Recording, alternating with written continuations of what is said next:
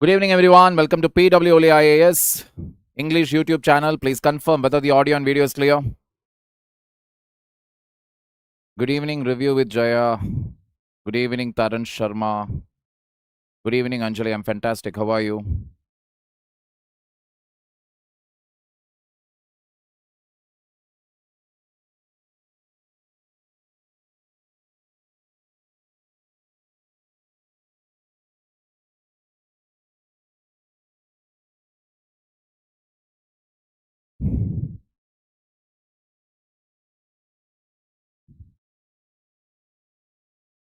Good evening,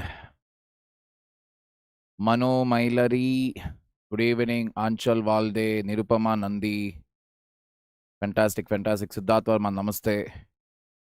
Kamal writes, good evening. Gupta, good evening. Shamser Ansari, good evening. Nishi Yadav, Shubham Power. Abhishiva, Meenakshi Yadav, Anusha B, Megha Anand, Neffert, Amarkant Kumar, Mohammad Shamsher Ansari, Ashwajit, Anjali, Wakanda, Kuber, Pratap, Shubham, Mona, Telugu Mas, Amrut, Anamika, Sarvesh, Pinky, Dharani. I'm great, fantastic. Thank you all, Sanju. Namaskaram. Vanakkam, namaskaram. Hegidira, namaste. I'm fantastic, people. Thank you for asking. Good evening, one and all. Good evening. Chanagidini, Rohit. Even if Nota wins, we are go by the first past the post system. So whoever is having the maximum votes, that person will win. As simple as that. All right, people. So let us get right into it. This is my official Telegram channel. You can reach out to me over here. The next thing is, again, public administration batch, which will start somewhere from November, December. The next batch will start. English simply means some explanation, like around 20% will be in Hindi. The rest of it, all the content, the PDF, the lectures, everything will be 80% in English. Just a few explanations here and there. Those tough sentences which are difficult to understand, that will come under it. Clear? Now, the other most important announcement that I have to make here is, as you all of you know here, especially some are there here who are regularly, love and respect from Odisha. Same here, Patro. So, you all know it, that whenever we conduct a online class, there are some challenges involved. One of the first and foremost important challenges, like we have a lot of spammers, which borderline creates irritation for me as well as many of you. For example, Anshika Verma is one such student who regularly, as far as I remember, she has not missed even a single class, as far as I remember. That is why I remember the name, because otherwise I'm very bad at it. So there are few candidates like that who are regularly attending it, who take it up very seriously, who genuinely take part in the discussion, asks genuine questions. One is that. Second thing again, the genuine candidates, they have another grievance. And what is that grievance? The grievance is that, sir, we are not able to cover all the current affairs in a single week. We need more than one current affair class. And another third thing that I keep getting is there are many students again who have already completed their coaching. Or maybe, they are still in certain academies, etc. But they need my guidance. With regard to both academic, non-academic. These three things have been noticed even by our team also, not just me, because I used to read it in the comment section. I used to get requests even from LinkedIn, Telegram, Instagram. That is, whatever platforms are out there, they are reaching out to me and they are telling these three concerns have been aired. So finally, what have we decided? We have basically decided we will come out with a comprehensive program, a comprehensive current affairs program. Now, what do you mean by this comprehensive program? The comprehensive program simply means it will cover prelims aspect and mains aspect of the current affairs. First of all, it will include tests, both from prelims and mains aspect. How many days in a week? Monday, Wednesday, Friday, Saturday.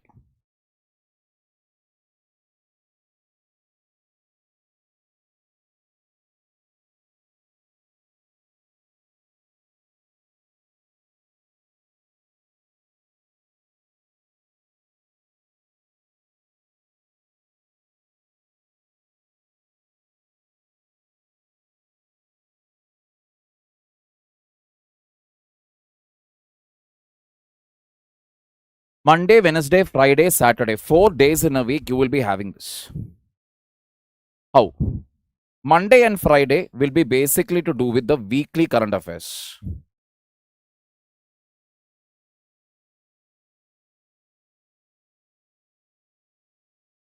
What about Wednesday? Wednesday, in the initial days, in the initial weeks, what we are going to do is, we are going to take care of the backlog from May 2025. That is 1 week in a day, we will be exclusively using it to actually revise the current affairs from May month onwards. Again, the same thing. Pre-perspective, mains perspective, tests, all that will be included.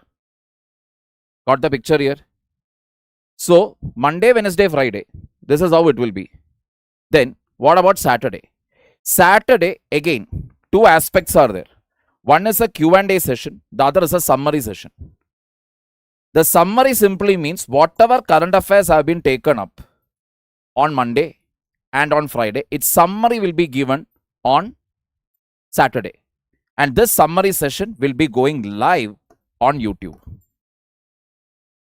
That will go live on YouTube. In other words, whatever live we are having today now, every week, Wednesday, 7 p.m., that will be shifted to Saturday. The free live in YouTube, that will shift to Saturday. Monday, Wednesday, Friday, and then Saturday. Then this Q&A session. This Q&A session simply means, again, it will be questions revolving around what type of questions can you expect on the current affairs. Were these topics repeated in UPSC or not? All those analysis, discussions, that will be there on Saturday. Now, what is the difference here? The difference here is these features, that is Monday, Wednesday, Friday, and the Q&A session.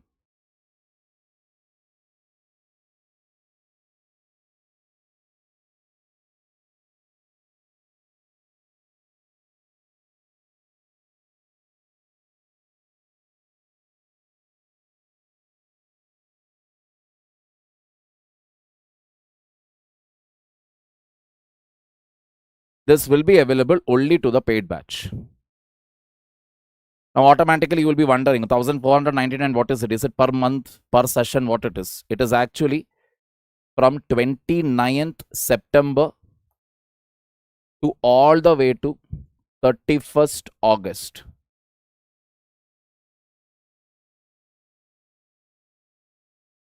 That means especially those who are attempting their pre and mains next year, for these people, this will definitely work. Those who are again planning to give their attempt in 2027, even I would request them, please consider this. I'm not telling you definitely buy this. This is your chance. Get it done. No. Only if you feel it is worth, take it up. But my suggestion is better take it up. Because now it is like the right time. You hardly have, if I really say it is pakka 1.5 years before your 2027 prelims. So this is the right time. You will definitely have access to the materials till 31st December 2026. Mind you, 1499 is from 29 September to 31st August. That is the validity. But the access to the content and the materials, that will be there here till 31st December 2026. This is what it is. So one of the many requests, as soon as I announced it, one of the major requests that came again was, sir, will you cover the backlog from May? Which again, like after we discussed with the entire team, even everybody actually felt it is needed. Because otherwise, what is the whole point of taking it? Again, you will have to sit and do, you will have to sit and study, you will have to find out which is important, which is not important, which is repeated, which is not repeated. Got the point here? So this is the idea here. So once again, for the paid batch, Monday, Wednesday, Friday, you will be having your current affair classes. Where Monday and Friday will be about the weekly current affairs. Wednesday will be all about covering the backlog from May onwards. Saturday, you will be having a Q&A session, which is again Q&A. These four things, it is only for the paid batch. The summary part, again, what you see here, that also will only cover the current affairs taken on Monday and Friday. Not the one taken on Wednesday. It will not cover any backlog. That is simply means whatever current affair class we are having right now, every Wednesday for free in YouTube, that same thing. Only difference is it will shift towards Saturday now. Got the point here? Weekly class, weekly summary class will be happening on Saturdays now. That is the idea. It will happen on Saturdays.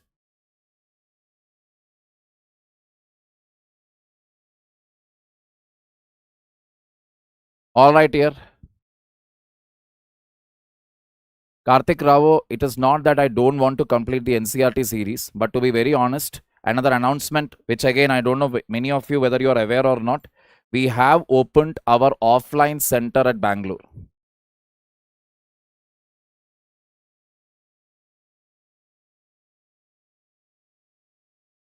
One minute, Bangalore. I don't want this to become another controversy. Yeah. So we have opened our offline center, and that is basically at this place called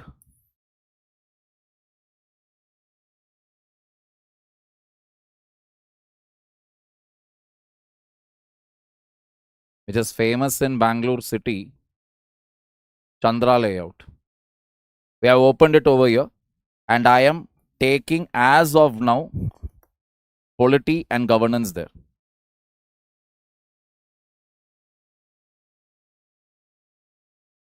Polity and governance class, we are teaching it over there. Getting the point here? Timings will be revealed to you later. Getting the point here? So taking polity and governance there. So offline I have a class. Online I have two other classes, which is public administration and polity and governance again for the pinnacle batch. So the real reason why your NCRT videos are getting delayed, it is only because obviously when we talk about the whole thing, commitment definitely will be towards the students who have paid it first. Obviously, that is how it is supposed to, that is how it is everywhere. But not that we will not do NCRT series at all. That we will also do, but it will take its own time because obviously I'm held up. From Monday to Saturday, I'm literally locked. I'm glad to hear that. No, Kamal, those details, please contact your mentors, that they will tell it to you there. Getting the point here. This is an entirely separate program now. Why? Because this will be, and again, the other thing again, which I forgot to mention here was, there will be a small close-knit community. Maybe in Instagram, sorry, not Instagram, Telegram or WhatsApp, you'll have a very close-knit community, which will be again head by me, a close group.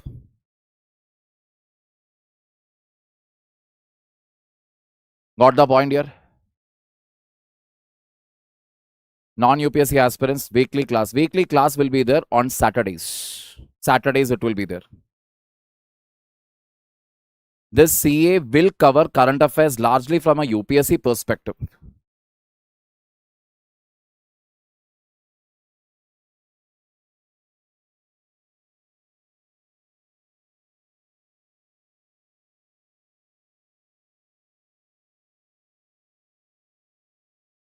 All right. Saturday time will be communicated with you. Getting the point here. So this will be a closed group led by me. So you can directly, it will be a very closed thing. We can directly interact there, and monthly there will be an ask me anything sessions, because like I told you, many are there who are having non-academic related doubts also. So for that also, there will be monthly one session minimum. Whether it is more than that, less than that, I mean, minimum one will be there, but more than that or not, it is left to my discretion. Because if current affairs is little less, then we can have such interactions. So the modalities of it, we will work it out. But as of now, I hope this is very clear to you. Monday, Friday, the entire week's current affairs. Wednesday, we will be as of now covering the backlog from May 2025. Saturdays will have a Q&A session based on whatever we covered here. Then What will be available for free will be the sessions that go live in YouTube, which will have the summary of what has been taught on Monday and Wednesday. That will be for free. 1, 2, 3, 4. All these things will belong to the paid batch.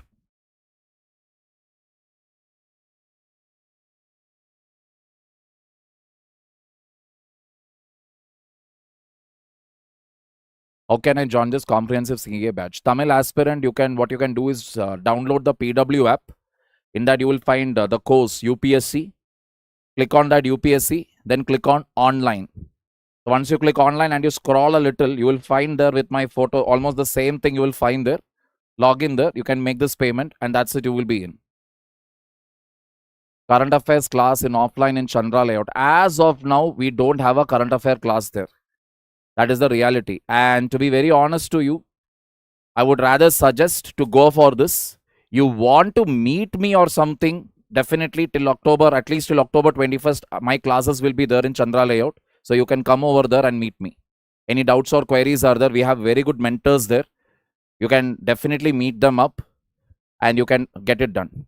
I would suggest better go for this. That will be better.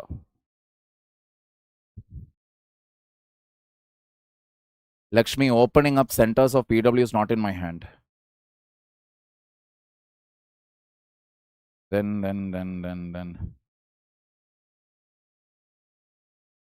UPSC warrior, please contact me later. Okay. How to join paid batch? Like I told you, the only thing to do here is PW app download karo. Download PW app.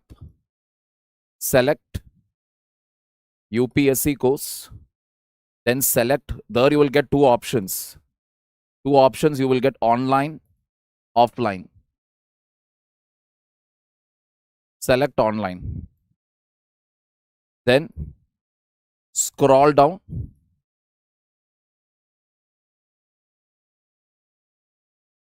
Click image. So there you will see this. The same thing you will see this. My photo and this amount you will be able to see. Click on that, you will be able to good.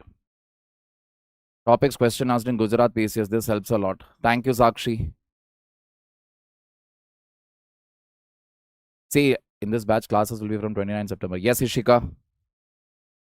I want to join offline in Bengaluru. Definitely come there. We will see what we can do. Got the point here. So this is the deal, people.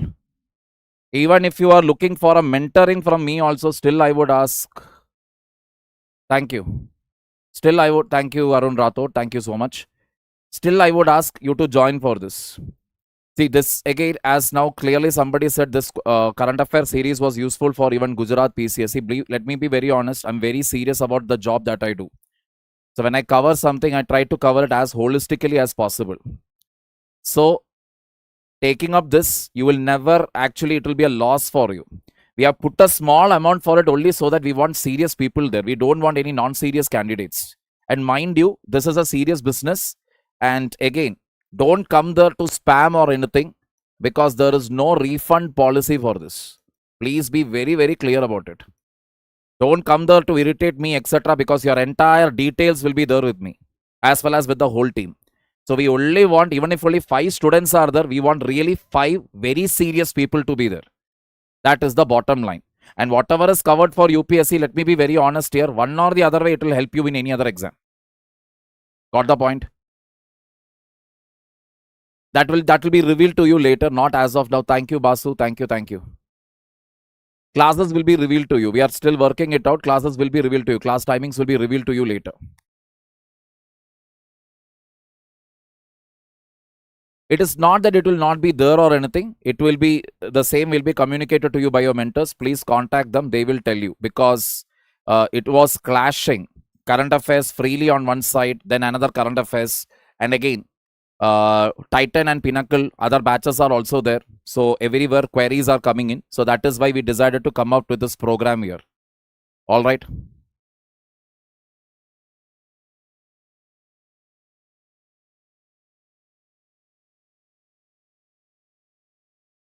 Thank you.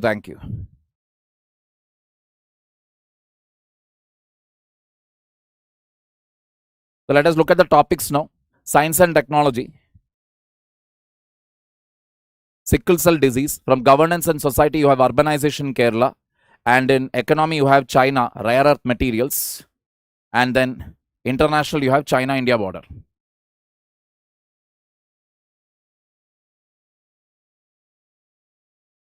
Sickle cell disease. So basically, now let us stick to the topics that we are going to teach. Sickle cell disease. Sickle cell disease, in simple words, as this image clearly shows, this is the shape of a normal red blood cell, your RBC, what is responsible for the skin color in your body also. I mean, not skin color, but basically, yeah, to an extent. Let us say, if red blood cells are very less in your body, a person will look very weak. Looking at them only, you can make out that, okay, this person is weak. You call them basically by a term called anemic. All right. So RBC is what? More blood you have in your body, that is what will give you what? That is what will give you the charm on your face. That is the reason why people say exercise, do yoga, do meditation, because all of this will do what? Improve the blood circulation. More is the blood circulation, more you will look what? Energetic. Lesser is the blood circulation, you will feel tired, sleepy, etc. Got the point here? This is how a normal red blood cell is supposed to look. But then, this is your sickle cell. As you can clearly see here, it is pretty much oddly shaped. Now, what is a sickle? Sickle is actually a weapon, you can call it, or a tool, you can call it, depending upon for what purpose you are going to use it.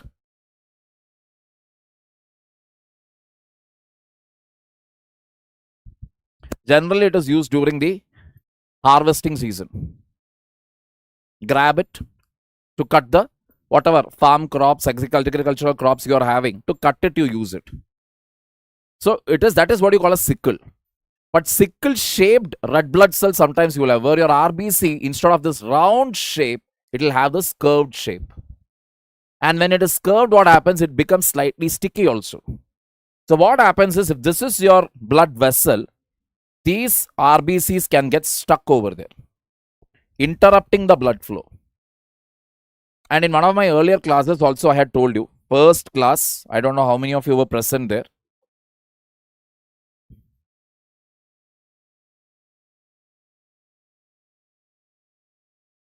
Blood is flowing. So as per Bernoulli's theorem,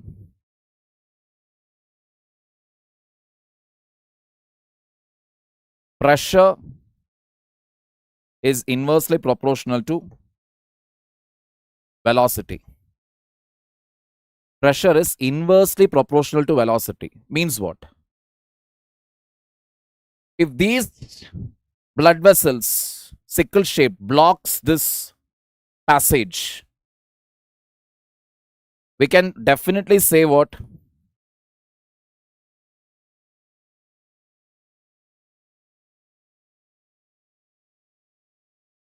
The velocity of blood will decrease. Got it? The velocity of the blood will decrease. And when the velocity of blood decreases, what will happen to the pressure now?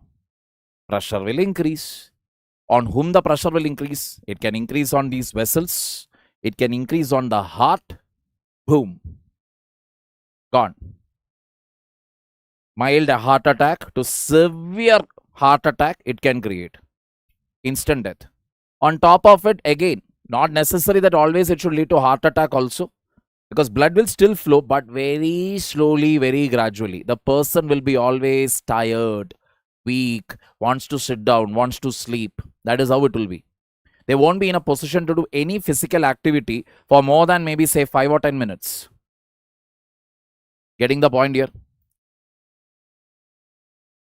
March 2024, government issued revised guidelines under RPWD Act. What is it? We will see it in a while. 2016, for disability assessment in sickle cell disease, sickle cell plus beta thalassemia and HBD. SCD, what it is? It is a painful progressive.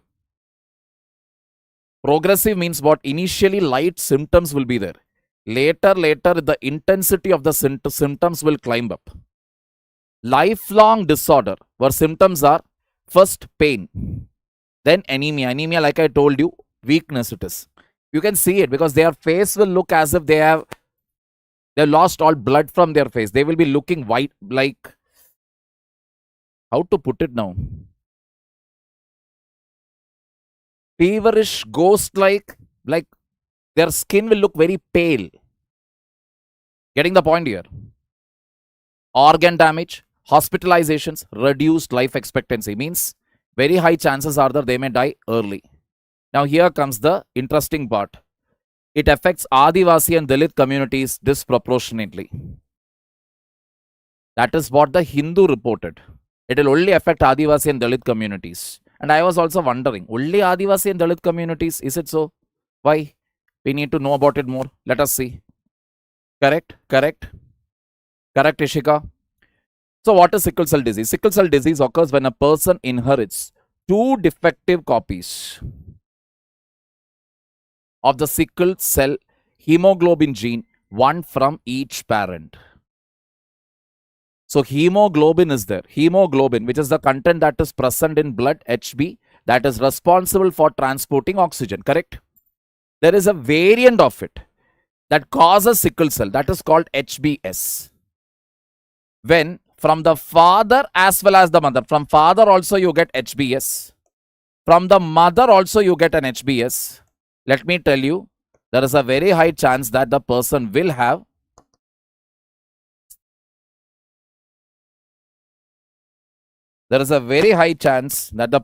end up with sickle cell disease.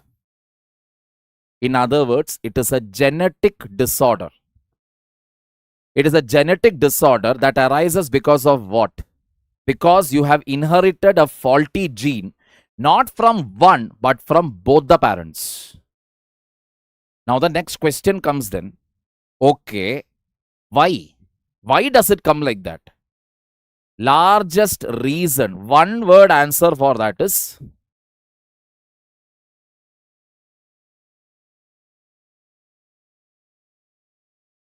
endogamy. Marrying within the same caste. Getting the point here? If you notice within your community, which you are all belonging to one caste, one or the other caste, I also belong to a certain caste. Within that caste, if you actually do a simple, take a small census, you will basically see that wherever they have maintained that caste thing very strictly, there as the generations progresses, the next generation that is coming, that is very tight caste rules. Okay, we should be within the same caste, same subcaste, this, that, etc. The generation that keeps coming out, the children or the grandchildren, they will be little weaker than the earlier parents, than the older ones. Not that they are going on from strength to strength. They are actually becoming weaker and weaker. For example, if you're talking about women, most of the women will be having, especially young 19, 20, 21, 22, they'll all be having one major issue, irregular periods. Generally, people will say, it is all because of fast food. It is all because of junk food. They are not exercising. They are not going out. Yes, it is a reason. But the other major reason is this endogamy. Not just within your community. This you will see with every religion, wherever they are practicing these caste rules, or within the religion only, or within the, let us say, amongst cousins, marriages are happening. All these cousins means I'm not directly your first cousin, maybe the second, third cousin, but connected somehow. There you will find this issue. Why?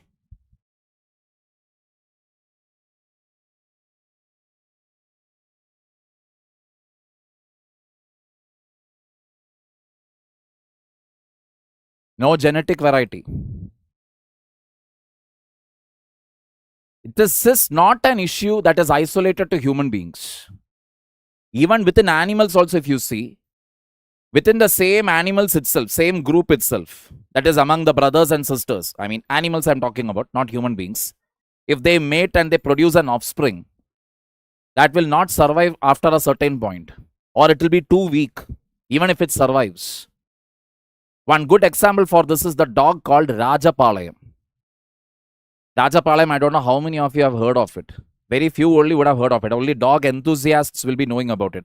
Now, Rajapalayam is basically a very ferocious hunting dog. Hunting dog it is. To look at it, even if you Google and you will find it out, if you look at it, you will be like, hey, this is a hunting dog. Compare it with the hunting dogs that is used to hunt lion in Africa and you'll be shocked. The make and the build of Rajapalayam, the physical structure will be exactly like the make and build what is in Africa. That ferocious it is. But why is it that it is, and it is again our own Desi breed. You will find it in Tamil Nadu.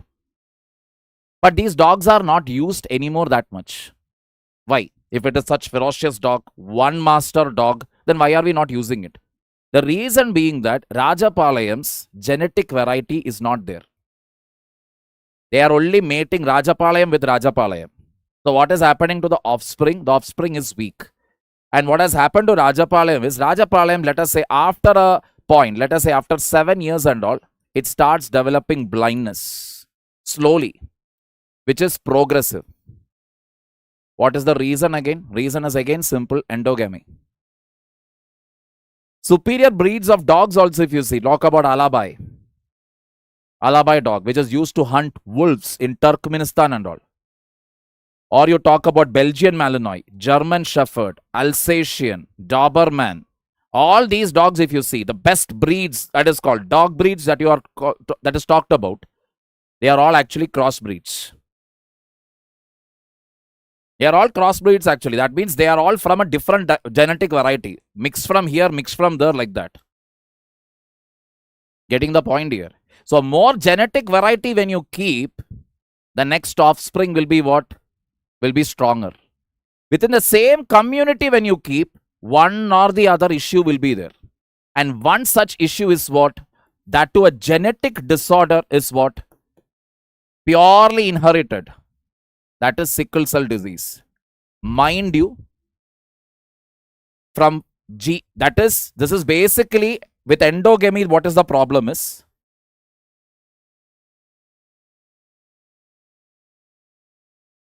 One faulty gene from father, another from mother will create a rare disease. Sickle cell disease was only one example of it. One example. That means it can be anything else. It can be breast cancer. It can be Alzheimer's. It can be Parkinson's disease. It can be a rare form of leukemia, cancer, anything it can be. Anything where it can be, you will be like, what did I do? What bad karma did I do? I don't even eat non-veg. I don't drink. I don't smoke. Still, how did I end up getting this? It has nothing to do with karma. It has nothing to do with your past life, previous life, this life, nothing. It is pure biology. Pure biology. There is no genetic variety in your DNA. Somehow the DNA of your father and mother has a correlation. Has a correlation where both of them are carrying a faulty gene. The same faulty gene, the combined effect of it got passed to the offspring. What if father, let us say, is carrying a faulty gene, but mother is from another caste, or maybe let us say another state, whatever. Another caste, another state, or maybe in some cases another country. Let us not keep another planet. That will be too difficult. In such a case, what will happen is the chances that the faulty gene will go on to create any disease is very, very less. Why? Because this will get diluted. It won't have that effect. Faulty gene could be there, but it will not get transmitted. It will not become powerful. Powerful it will become when you inherit both from the father and mother. Correct, Shyam. Color blindness. Even if it is this thing, even the other thing is there. Flat foot disease. There are some people who are having absolute flat foot. So flat foot, if you have, you won't get selected to what? You won't get selected to army, defense forces, armed forces basically. There is no medicine, Bhushan, because this is straight away from your genetics this is coming. Other than that, probably you can use gene editing tool and all. But that is too early to say whether it will really cure this disease or not. We don't know. Clear? Costly? Exactly. And one more thing is the Rishika. There is one more reason here. That is, we know gene editing when you do, it may cure. But the reality is what? The reality is we don't know 98.5% about DNA.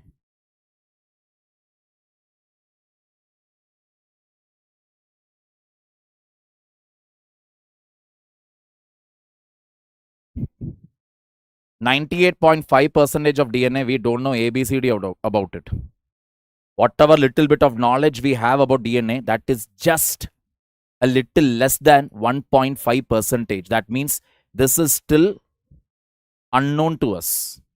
You may edit the gene in one area, but what guarantee is there it will not cause some other side effect in some other part of your body? Because when you're talking about my DNA, even in my body, even right from the tip of my finger to the tip of my hair to the tip of my toe down, every DNA is connected. Correct? So even if I'm making a correction here, okay, let me change this micro DNA here. What can you guarantee and tell me that it will not affect my eye, or it won't affect my brain, or it won't affect any other organ of my body? We can't say that. CRISPR-Cas9, very good. Yes, correct. Very good. See, replacement gene therapy also, Krish, for that matter, that is not easy. These technologies, like I told you, when you replace it, whether there will be a side effect or not, we don't know. Very good. Bone transplantation, it is not actually a foolproof method, Anshika. See, let me tell you, with genetic disorders, permanent cure is actually not possible because that DNA is there with you. That is the problem there. That faulty genetics is there inside your body. It is there in your system. And as long as that is there in your system, this trouble will be there.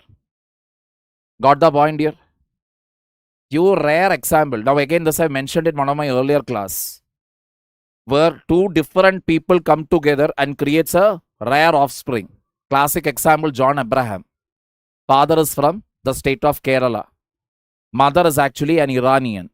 Look at the byproduct. If you look at his father and mother, you will be like, okay, they are okay. Okay, people. But look at the byproduct. Vareva. Got the point here? I think even Priyanka Chopra also, for that matter, she has one of her ancestral line tracing back to Kerala. And her father or somebody, I think he's from Punjab or somewhere. Punjab, Delhi, I'm not sure. Because she has been traveling around, etc. So that is what it is. Getting the point here. Somewhere indirectly, I'm trying to tell you, if you get a good proposal from Kerala, boy or girl, please try to have it, because the next offspring could be very, very beautiful, very, very famous, very, very good looking. Try that. All right, people.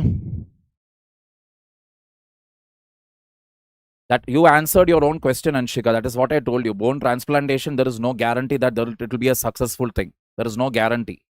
Even with this embryonic transfer, or even you talk about gene transfer, you talk about gene editing, doesn't guarantee.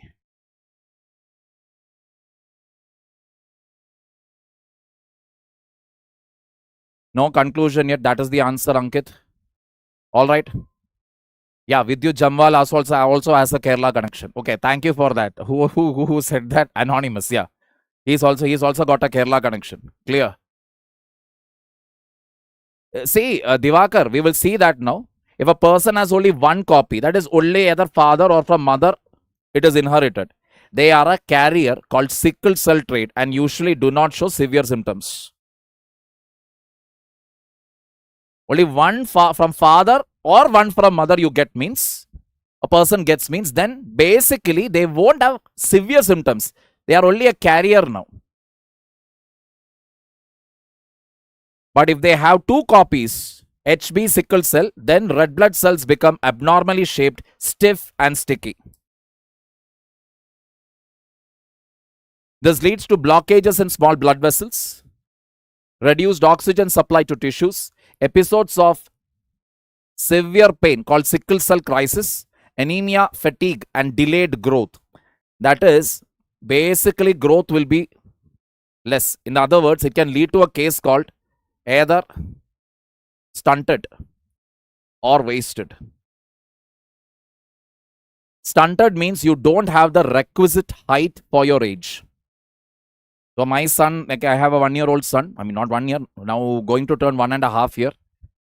So whenever we take him for the doctors, they always measure his height. They always measure his arms, feet, etc. Because there is a medically approved norm is there that this much centimeters minimum the baby should have. So he will always measure the length. He will take his weight and then he will say, yes, he's all normal. He's all fine. But imagine if the baby inherits these genes. Then from a young age, blood circulation is less. The hands, the feet, etc. will not actually grow to its fullest extent. Got the point here?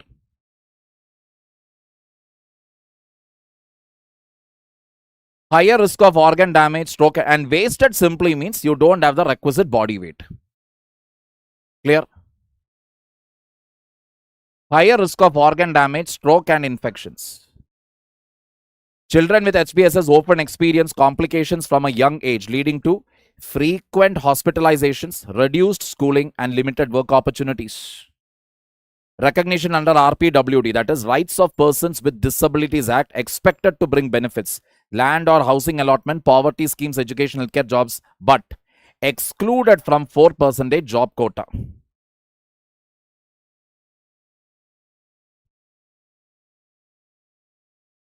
Which previous point? Make it very specific.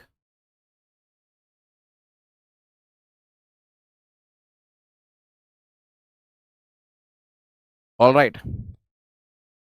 What is it? So their request here is, so there is this act called Rights of Persons with Disabilities Act that gives you various benefits. That is, if a person is having disabilities, they will get benefits like land or housing allotment, poverty related schemes, education, healthcare, jobs, all this you will get. But the problem here is people who have sickle cell disease, they are excluded from the 4% job quota.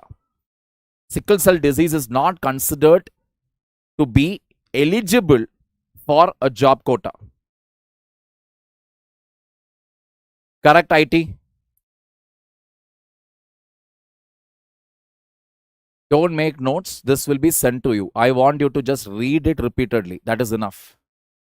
Very difficult path through. India and all, we don't have that level of medical advancement. That level we don't have.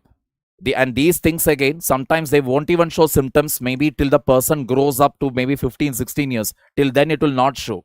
It will remain dormant in the body. Getting the point here. So one of the first questions that we were asked when we went as a couple, when my wife conceived, one of the first question the doctor asked was, are you related? I was like, what? No, are you from, cousins or something? I said, no. Are you even from, I said, we are from 2 different states. Then the doctor was happy. Why? Because it can create other genetic disorders with regard to the brain. One of the genetic disorder is like sickle cell disease. If you don't get sickle cell disease, doesn't mean that you won't get other diseases and all. You can easily get other diseases. RPWD Act of 2016 is aligned with UNCRPD, that is United Nations Conventions on Rights of Persons with Disabilities Act, guarantees dignity and equality, benchmark disability greater than or equal to 40% impairment, benefits free school education, higher ed quotas, government jobs development schemes. What does that mean? So according to RPWD Act, your disability count should be greater than or equal to 40%. This is one issue that I always face. What I face, I will tell you. Whenever UPSC comes up, 1 or 2 students will be there. Sir, disability quota, how to get it, sir? I'll be like, okay, what is your disability, sir? I am blind 80% in one eye, 90% in the other eye. I'll be like, okay, so I think you are eligible. No, sir, doctor is not giving it. I was like, what? What do you mean doctor is not giving it? So then he basically told, you will get disability benefit only if your disability is more than or greater than or equal to 40%. I was like, 80% you are not having vision in your left eye. 90% you don't have vision in right eye. So what is the issue here? No, doctor is still not certified. It has 40%. I asked, is he a government doctor? Yes, he is. In other words, this disability quota that is 40% disability should be their minimum to get any benefit, any quota, any reservation. That is entirely the discretion of the doctor. There is no standard procedure throughout the country. Got the point here? Remember our dearest Pooja Khetkar? I hope none of you have forgotten her name. So she too had claimed disability with regard to her eyes. Correct?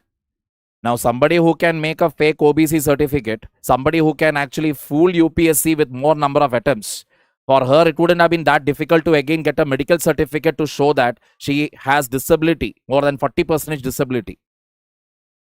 But where was the trouble? The trouble was All India Institute of Medical Science told her to come there to show that you have, whether you really have this 40% disability. But then she gave the reason that I won't be able to come because I'm having COVID. All these are apparently whatever is reported in the media. Issue here is, doctor to doctor, this number will vary. Some doctor may say, this is not disability. This is not even, this is only 20% disability. Some doctors may say, oh my God, this is 60% disability. There is no clear guideline for this. Ultimately, it is at the end of the day, it is the doctor's discretion. So I have a friend actually. I have a friend again who actually got, I will tell you, she can only see blurred images. That is, even if I go stand in front of her like this, she knows somebody is there in front of her. She won't know whether it is a guy, whether it is a female, whether it is, like, she can make out a blurred shape is there. She cannot see the features. She cannot see anything. Just the color of the shirt, probably little something she will be having. She can see. Other than that, zero. Zero it is. She never got disability. Disability quota she never got. Can you imagine that?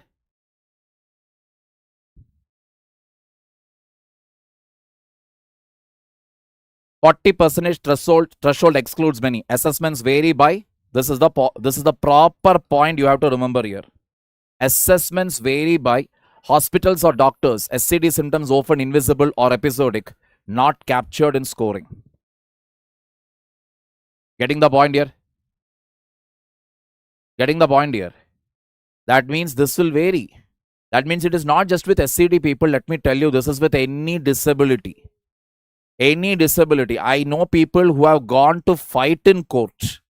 In court, they have gone to fight cases just so that the doctors will give that, yes, this person is disabled by more than 40%, just to get that number. Because only when you get that number, you are eligible for what? You are eligible for all these reservation benefits.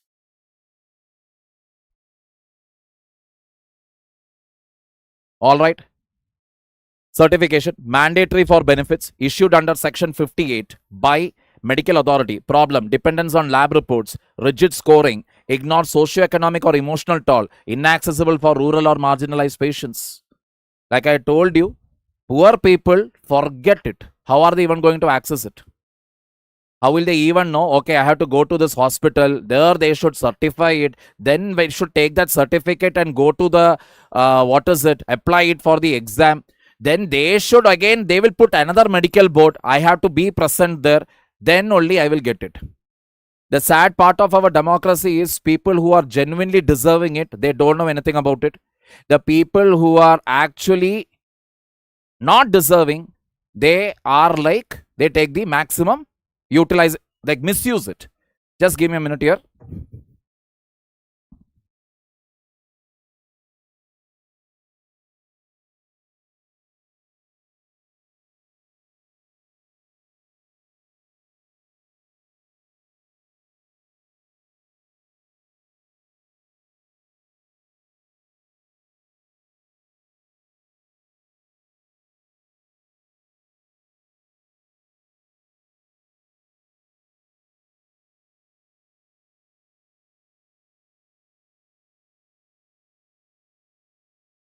All right, people. Yeah.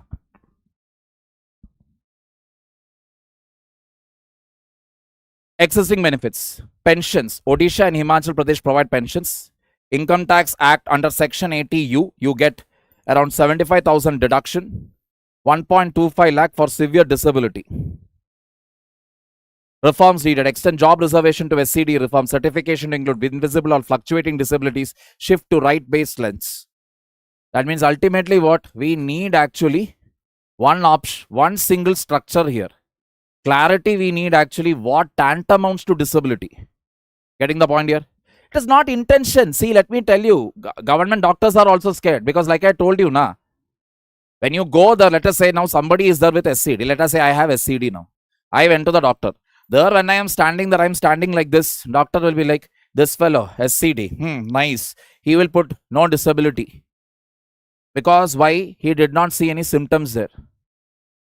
That is the reason. He did not see any symptoms. My symptoms are episodic.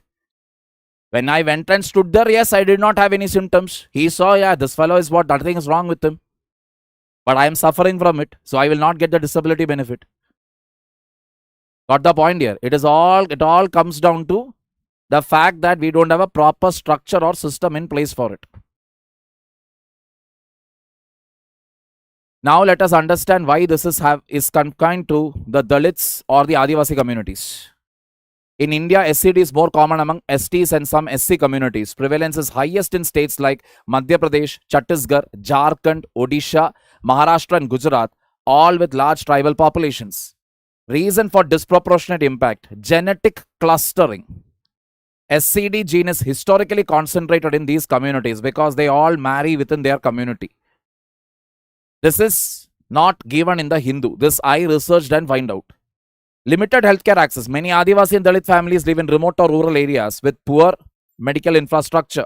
Economic barriers. Poverty makes diagnostic tests, hospital visits and treatments unaffordable, and therefore they are never going to access the certificates. Please go and attend your practical RN. Stop acting. I don't know. If you are even working, if you are even from AIMS, please get the hell out of this chat section. Stop spamming it. Social discrimination, stigma around chronic illness, caste bias, and marginalization limit access to jobs, education, and welfare schemes. All right. Policy gaps. Though SCD is recognized under the RPWD Act, exclusion from job reservations and strict certification rules mean many patients cannot access full rights. Discrimination is there. Clear-cut policy guideline is not there. And on top of it, no single uniform procedure or scoring scheme whereby which you can say this person is having this much disability. Genetic clustering. Cluster means together. All the genes together in one area. So Adivasi and tribal communities, etc. Again, they all marry within the same community. The result is a cycle of disadvantage. Missed education or work, poverty, worse health outcomes. SCD, sickle cell disease. Correct, IT? Correct, Taran Sharma. This entrenches inequality for already marginalized groups. Clear, people? One more minute here.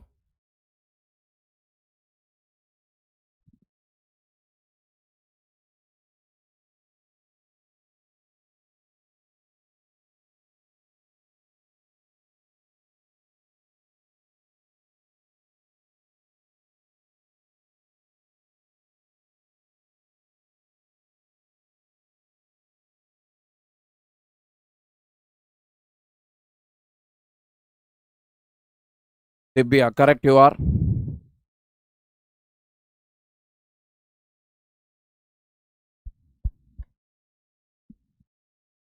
Can we reduce this by doing any pre-marriage medical test? Patro Rudra, that provision is available in USA. Checking the DNA of the father and the mother and to see whether DNA compatibility is there. All right. That thing is there in USA.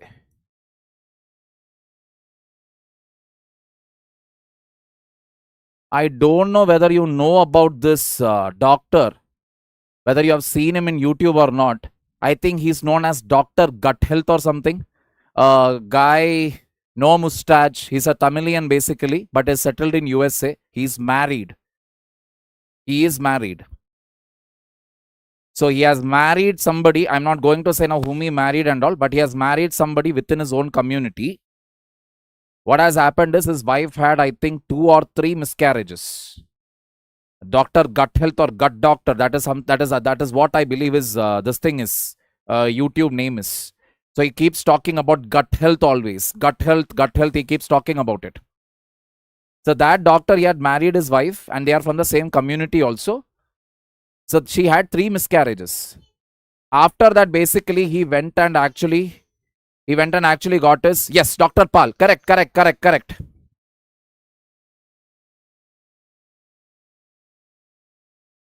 So he basically went and checked the DNA of his wife and his DNA. In that, they basically told that the DNAs are having, both the DNAs are having a faulty gene, which is preventing the female from conceiving. Getting the point here. And in one of that podcast, he himself told, as much as possible, marry outside the caste.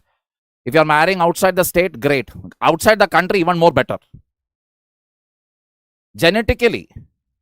So don't worry. Why am I telling you all this is, whatever is there, whatever it is, we are on a verge of decline. In entire human race is on the verge of decline. Because India is the largest population in the world. We are literally, by marrying within the same caste, we are literally creating a generation which is weaker and weaker and weaker, which won't survive beyond a certain point. So human race itself will decline until and unless we don't diversify. I already answered that, IT.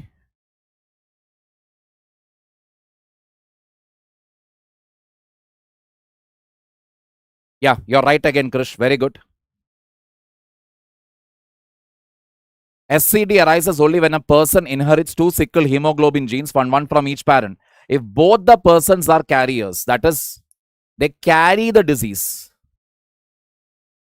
They are only carriers means there is a 25% chance of child having SCD, 50% chance of child being a carrier, just like the parent, a 25% chance of child having normal hemoglobin also. No guarantee. Getting the point here?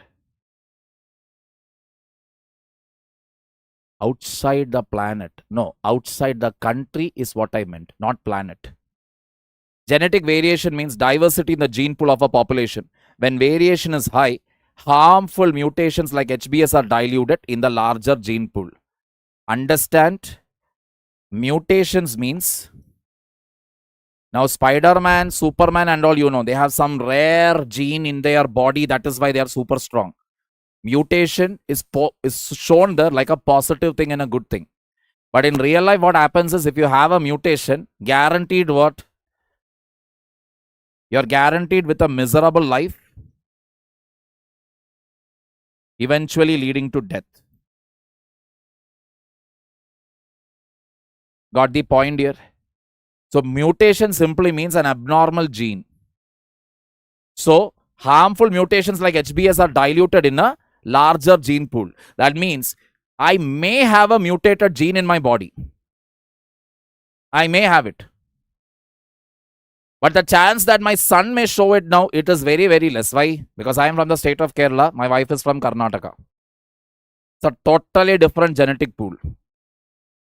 So even if a mutation is there, any mutation, not just HBS, it can be any other mutation also, it will get diluted. It will not show any effects.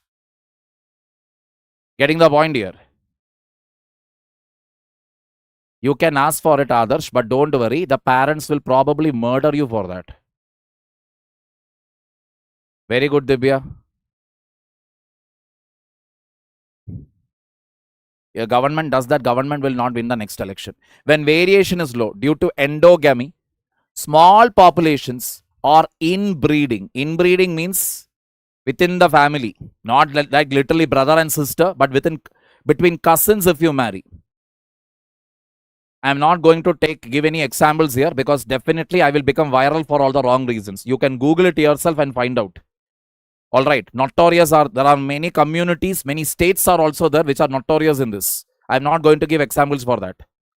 The likelihood of 2 carriers mating increases.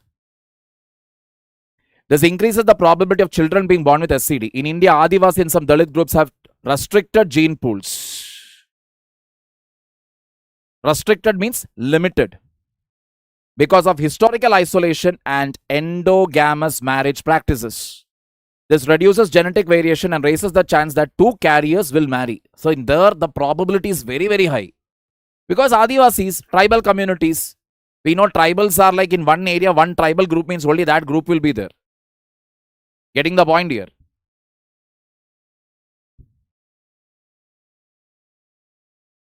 This reduces genetic variation and raises the chance that two carriers marry. See, parents are never going to accept. You know why? I married your mother. You have any problem? Then you will be like, no, I don't have, but my future, when I am healthy, you are healthy. My mother, your mother is also healthy. We gave birth to you. So you will also marry somebody from our caste. You will also give me a healthy boy or a healthy girl. End of discussion. Go and do your studies. This is what Indian family will say. But the reality is, this is the reality. Because like I told you, do a simple exercise within your community, within your family, you start doing it. You will see multiple health problems amongst the youngest generation. Multiple will be there. It may look like small things, okay, she's having this problem, he's having that, she's having this, he is having that problem, etc. Like I told you, with women, if it is irregular periods, you will see again another issue with the boys these days. Not having fertile sperm. That is, they are man and everything is there, but they are unable to make their wife pregnant. Sperm is weak. That also you will see. So most of the time we will say, it is because he doesn't exercise, it is because he doesn't do this, because he's drinking, smoking. All these will cause trouble, no doubt. But another major factor what all of us are conveniently ignoring is genetics. Clear? Other backward. So,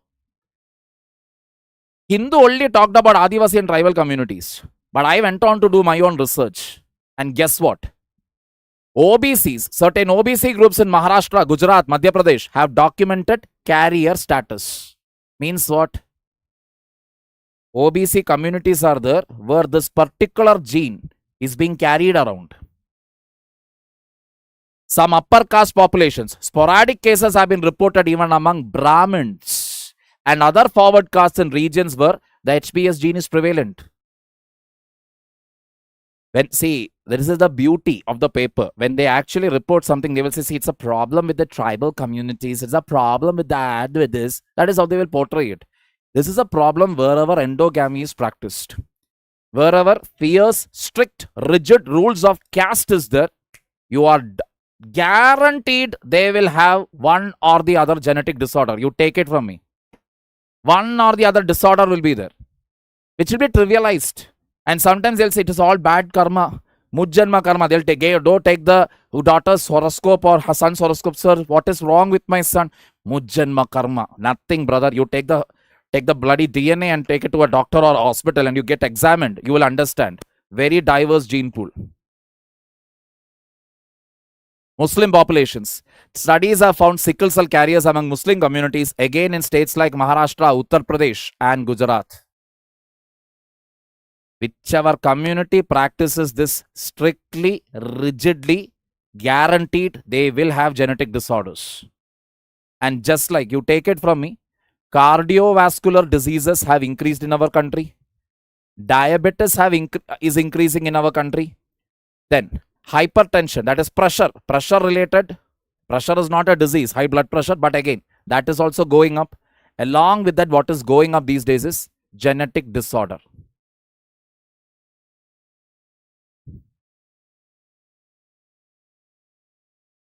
Clear?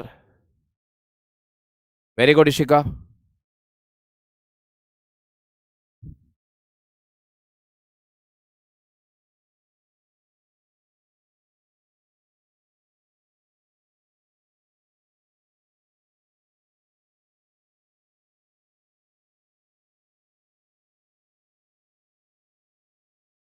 The HBS mutation is thought to have spread historically as protection against malaria.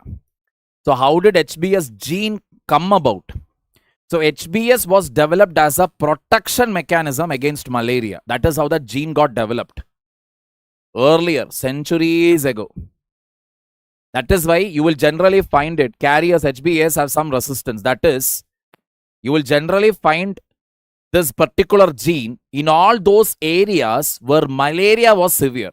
Now, ours is a tropical country, correct? And if you literally draw the Tropic of Cancer, it literally passes through Gujarat. It does pass through Madhya Pradesh, correct? In and around that region, only this issue is also there. Tropical belt, where temperature and humidity is high, where malaria can easily survive. There, this gene developed because it can resist malaria. But over time, what happened? Marrying within the same community, the gene, together from the father and the mother, got transported to the children. Now children are suffering. Clear?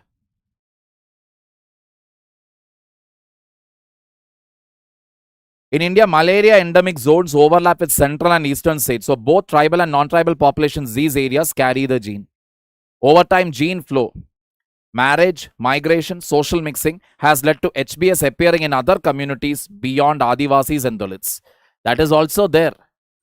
That means ultimately, even if you marry outside the state or outside the community, doesn't guarantee again that you will not get it. Because if at all your partner, future partner from another state is carrying this, children will get it. But again, like I told you, chances are very, very, very, very rare. Very, very rare.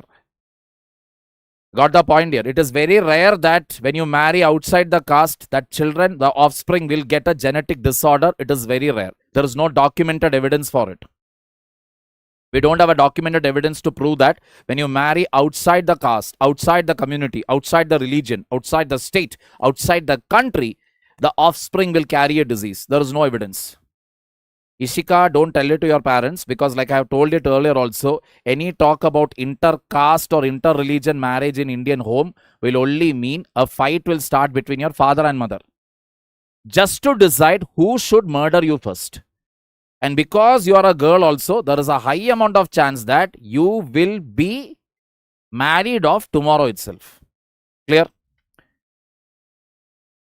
Beta thalassemia is a genetic blood disorder caused by mutations in the HBBB gene. This is another gene of the what? Hemoglobin. Responsible for producing the beta globin chain of hemoglobin, which leads to reduced or absent beta globin production, resulting in faulty hemoglobin and anemia.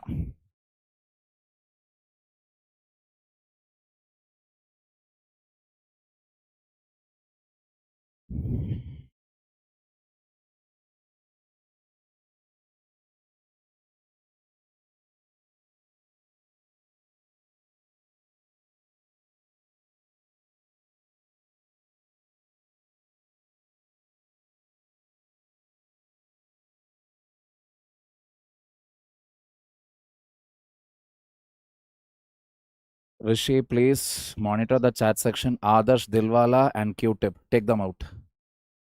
Yeah.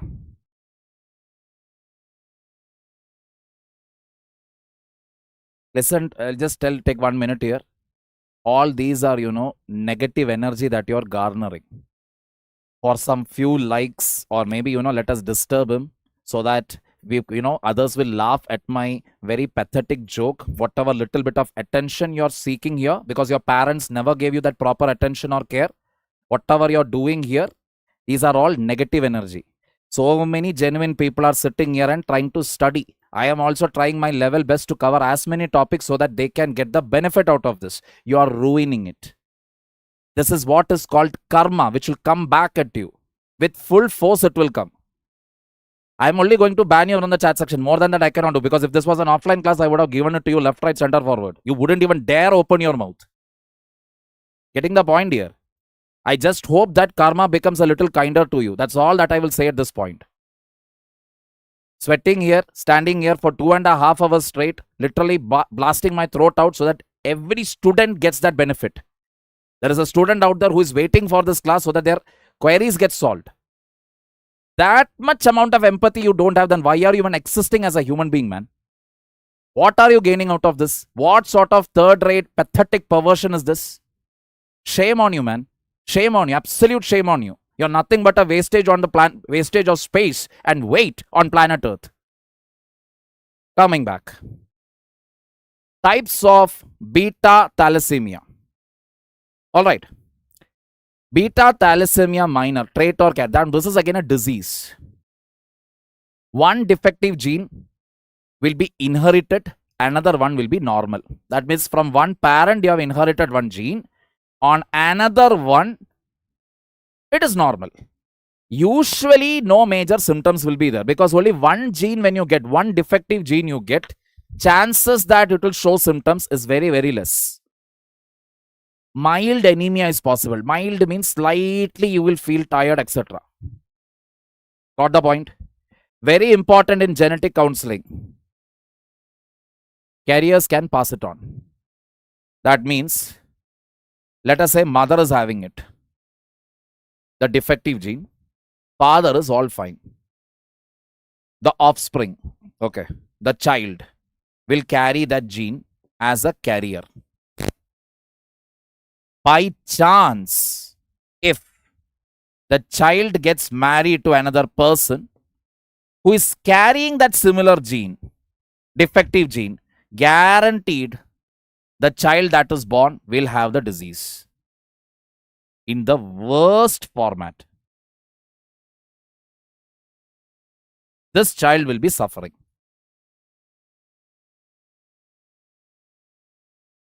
Got the point here? Beta thalassemia intermedia, 2 defective genes but less severe form. 2 defective genes could be there, but again severity will be less. Moderate anemia, irregular transfusion needs. What is transfusion? Transfusion simply means you are taking blood from a donor.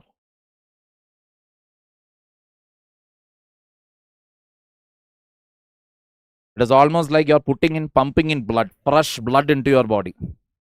Your blood is not having enough of RBC. You are a little tired. So you keep taking in fresh blood. Beta thalassemia major, Cooley's anemia. Cooley's anemia again means this is the guy who discovered this. 2 severely defective genes. Severe anemia develops within the first 2 years of life. Just imagine, a small baby. Both the parents are having severe defective genes. The severe case of defective genes, like I told you, again the main reason for that is what? Endogamy. The child, as soon as it is born, it is subjected to what? It is subjected to this disease. Requires regular blood transfusion for survival. That is from day 1 the baby goes through what? Blood transfusion. Leads to complications, bone deformities, growth delays, enlarged spleen or liver, iron overload. From a young age, blood is being pumped into your body. You already have your blood. On top of it, again another blood is also being pumped into your body. What will happen to the overall iron content? Blood contains iron. Shoots up. That will affect your bones, which will lead to bone deformities. And iron overload is there means it can easily lead to internal organ damage. Got the point? This is a normal spleen. This is what you call an enlarged spleen. It's like again an organ in your body. What is it used for and all, you can Google and find it out. But this is the representation of it. All right.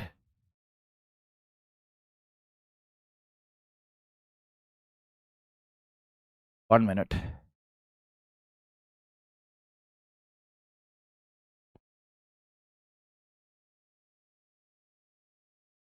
This is not a science and technology class. Mr. Avanish Kumar. Who else is there?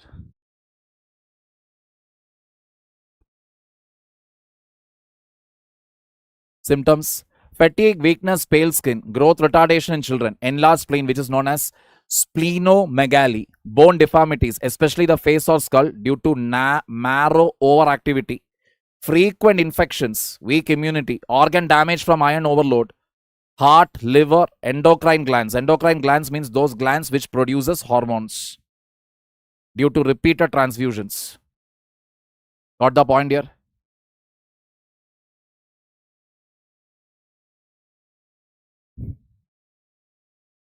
Focus on the class, people.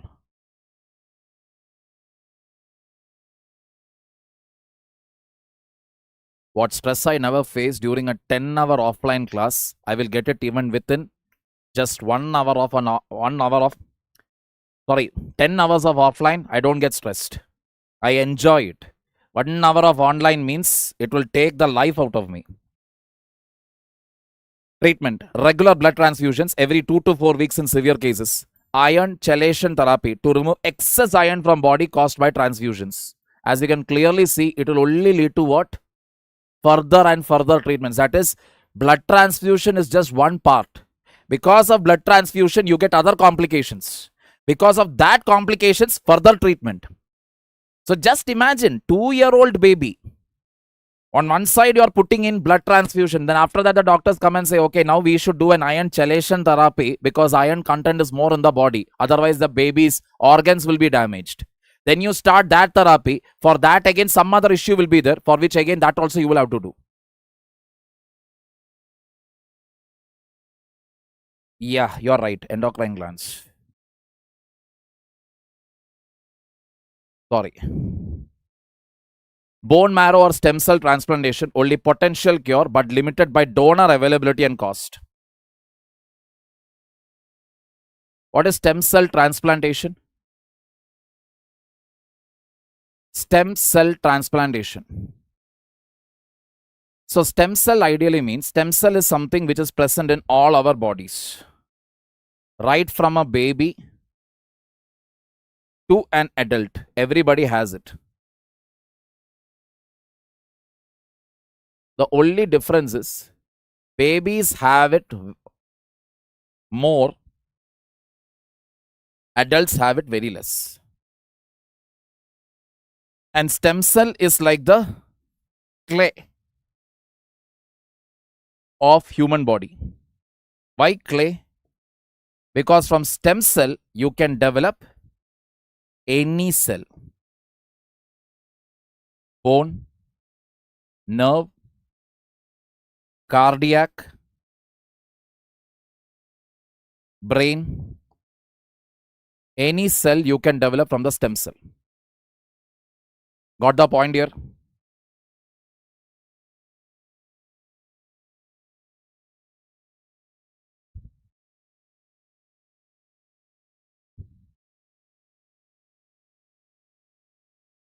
Guest, G-U-E-S-T.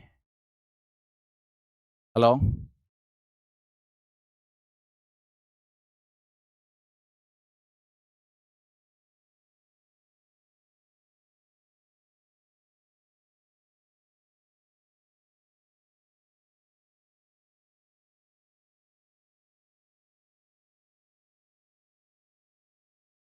Look at the WhatsApp.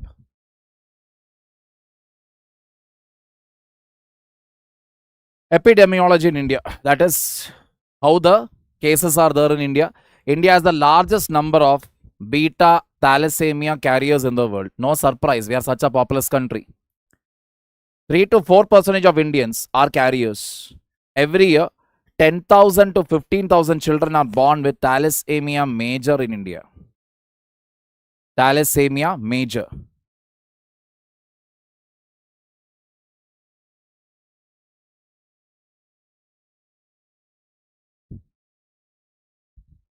That means 10,000 to 15,000 children are suffering every year from their second birthday onwards.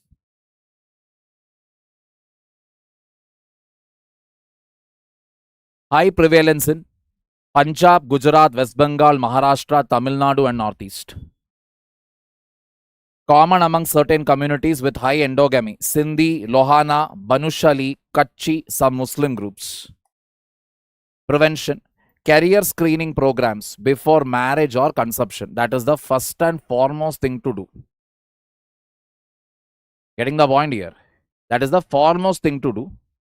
That is, you need to actually do career counseling.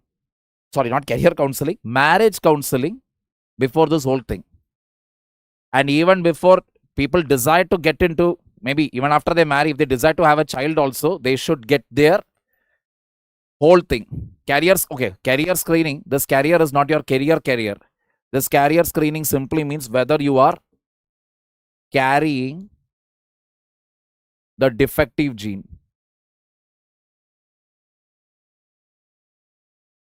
Genetic counseling for career couples, prenatal diagnosis, fetal testing during pregnancy, public health campaigns in high prevalence states. Key difference from sickle cell disease. SCD, you will have an abnormal hemoglobin HbS, which causes sickle-shaped RBCs, which leads to blockages and pain crisis. Beta thalassemia, reduced or absent hemoglobin production, which leads to severe anemia and transfusion dependence. Got the difference? One here, sickle cell disease means it will be shaped in the form of a sickle, and beta thalassemia means reduced or absent hemoglobin. Hemoglobin is simply not there. Getting the point here? Now I have put a table here to quickly revise this. All right. This is something which will be there henceforth. After every topic, a table will be given, which you can do quick revision. Now, many of you will used to tell me now, so should we remember all this? Should we remember all this? This at least you try to remember. This much portion, read it. So it covers all topics: cause, genetics, carriers, what is the main problem, what are the symptoms, when does it start? Onset means when does it start? And what is the severity of it? What is the treatment for it? What is the prevalence in India? And special note. Got it here? That will actually cover that topic in whole. Clear? So this is the way we are going about it. For certain topics only, not that all topics requires this. Now this was a proper topic on what? This thing. I mean science and tech, a disease. Now when it comes to UPSC, always UPSC's one favorite thing is there.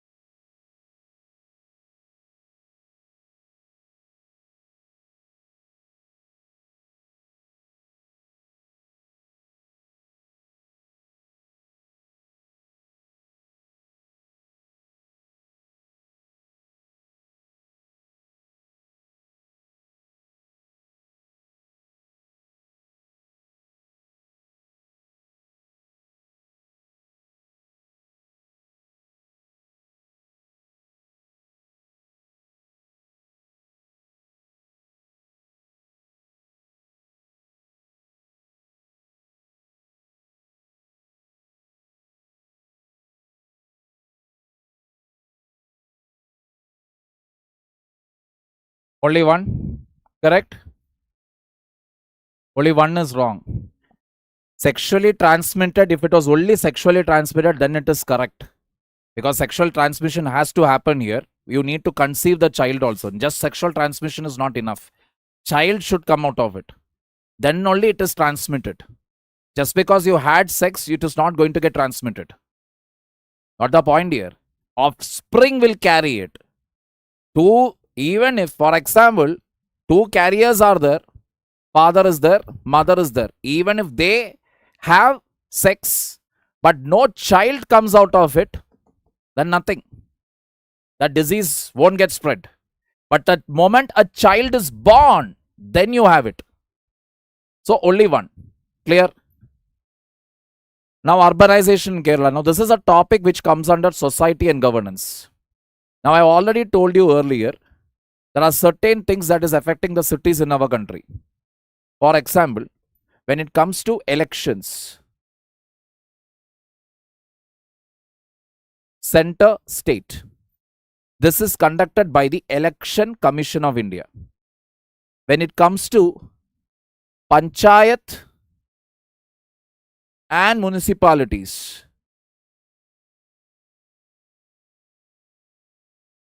the elections are conducted by State Election Commission. And who appoints State Election Commission? State government appoints State Election Commission. State government appoints State Election Commission. Keep it in mind. Okay. But no state government wants State Election Commission to be appointed. Even though this is a constitutional provision, no state government is doing this. Can anybody tell me why?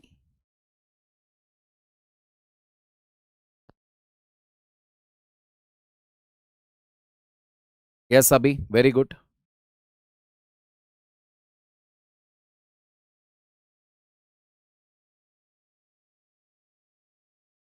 Why?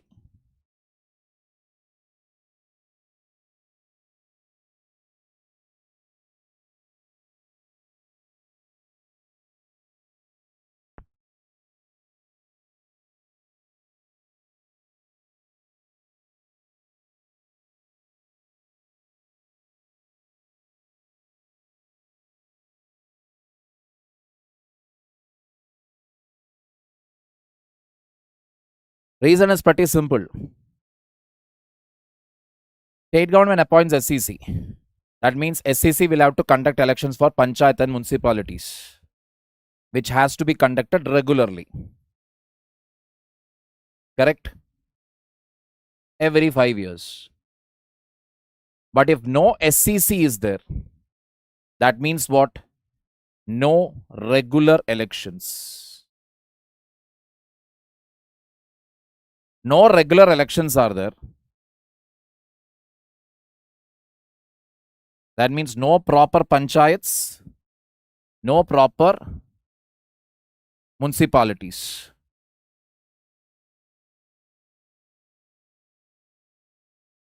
Okay. The state government appoints SEC, but if state government doesn't appoint SEC, what will happen? There will be no regular elections for panchayat, no regular elections for municipalities. Clear?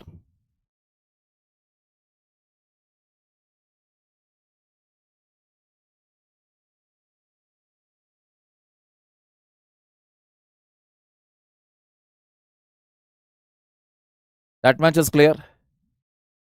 Now, what will happen because of this? Panchayats will have poor infrastructure. Our cities, as you can clearly see, examples are there plenty. Delhi, Gurgaon, anything you see. No, Yashasvi, that is not the reason. We will understand that. Any city you see, almost all the cities have the same problem. What is that? What are the problems there? Waterlogging, flooding, poor sanitation, all of that. Clear? Everywhere that is the thing. So, problems are there now. And there is no panchayat, there is no municipality.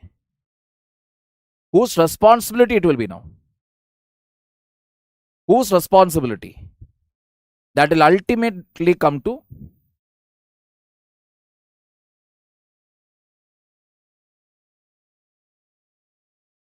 state governments.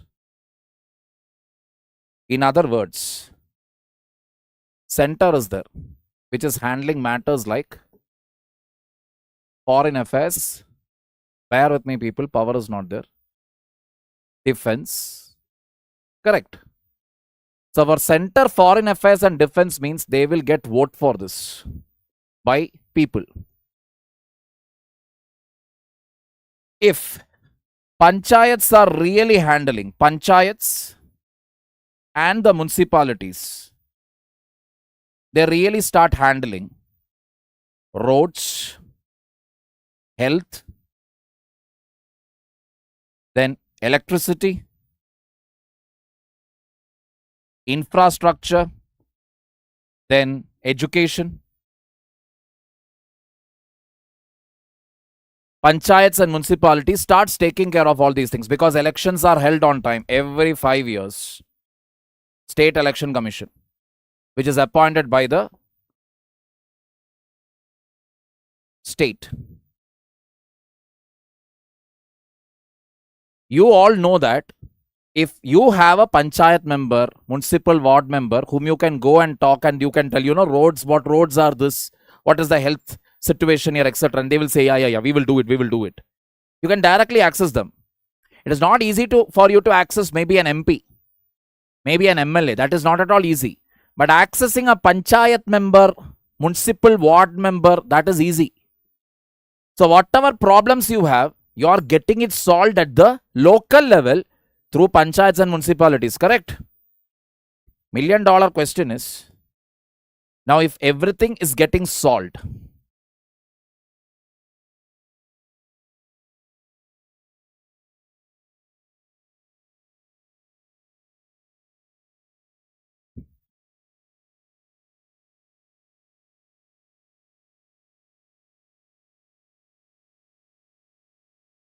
then why do I need a state government? Think about it. Everything is getting solved at the state level. Everything is getting solved. Then why do I need, everything is getting solved at the local level. Why do I need a state government then? Will I be interested now in the state elections?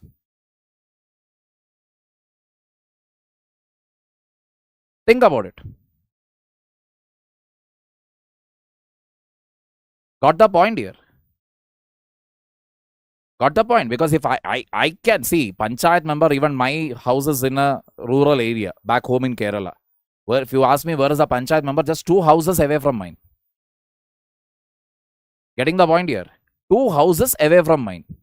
I can just walk in there and ask, hey, this issue is there, what to do about it? They will solve it. Got the point here? So people won't have any interest in state election. Will any state government want it? Answer is no. No state government would want what? Panchayats and municipalities to become the power centers. So what is the best thing to do? Don't set it up. Don't set it up only, right? Because I have to set it up. I am not going to set it up. I am the state government. I am not going to do it. What is the result? You have very weak panchayats, very weak municipalities. When the city of Bangalore, what I checked is it's been 8 years or 9 years since they have conducted the municipal elections here. And that is because BJP say, oh no, that is because Congress. Both are mathematics. Both are mathematics. Both are mathematics. Both are the same. In BJP ruled states also, this is the story. In Congress ruled states also, this is the story. Even if non-Congress, non-BJP ruled states also, this is the story. Nobody wants strong panchayat or strong municipalities. Got the picture here? That is the reason why our cities are pathetic. Our villages are even more pathetic. One more reason is there, which I think only one person has. Okay, Harshita. Okay, my student only. That is, panchayat is not there, municipality is not there. Now, who will have the power then? Who will have the ultimate power to manage village administration and city administration? If panchayats and municipalities are weak or these bodies are not there. Even Bengaluru has a BBMC. Brihat Bengaluru Municipal Corporation. BBMC is there. But this BBMC is dominated by you people. The biggest villain in the story, or one of the biggest reason why we have pathetic cities, pathetic panchayats. One reason is dominance of IAS officers. Dominance. Ultimately, any project, any scheme, if it has to get approved, whose signature is required? IAS officer. And IAS officer again, let us say municipality is there. Okay. You have a municipal corporation consisting of elected members. But the chief executive officer of this municipal corporation is an IAS officer whose transfer, whose posting, everything lies with whom?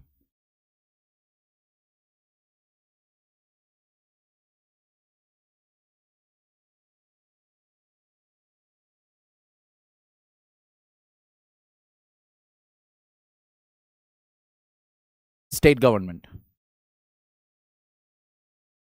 State government controls the transfer and posting of the IAS officer who is the chief executive officer of the municipal corporation. Managing director, chairman, anything you call. Okay. Elected body is the, let us say now, what is it? Abhishek or Shreya. That is Brihat Bangalore Municipal. What is it? Municipal Palike or something. One and the same. One is in English, the other is in Kannada. So, elected members are there. I am the ward member. Aha, aha, I come there. Ah, I am the ward member. All that. No use. Because even though we are all elected members, we cannot control this IAS officer. We don't have any control. Because IAS officer ultimately is only going to be scared of whom? The state government. Because his or her transfer or posting lies with them. So even if we go create any halla there, IAS officer will be like, Ajajja, get lost. They are not going, he or she won't listen to us only. Got the point here? Even for an IAS officer, they love that. Municipal commissioner, divisional commissioner of this city, Bengaluru or Greater Noida. Like that, these posts, they are very plum posting. Let me tell you, for any IAS officer, getting a posting in a city, that too in a metro city, that is like a dream.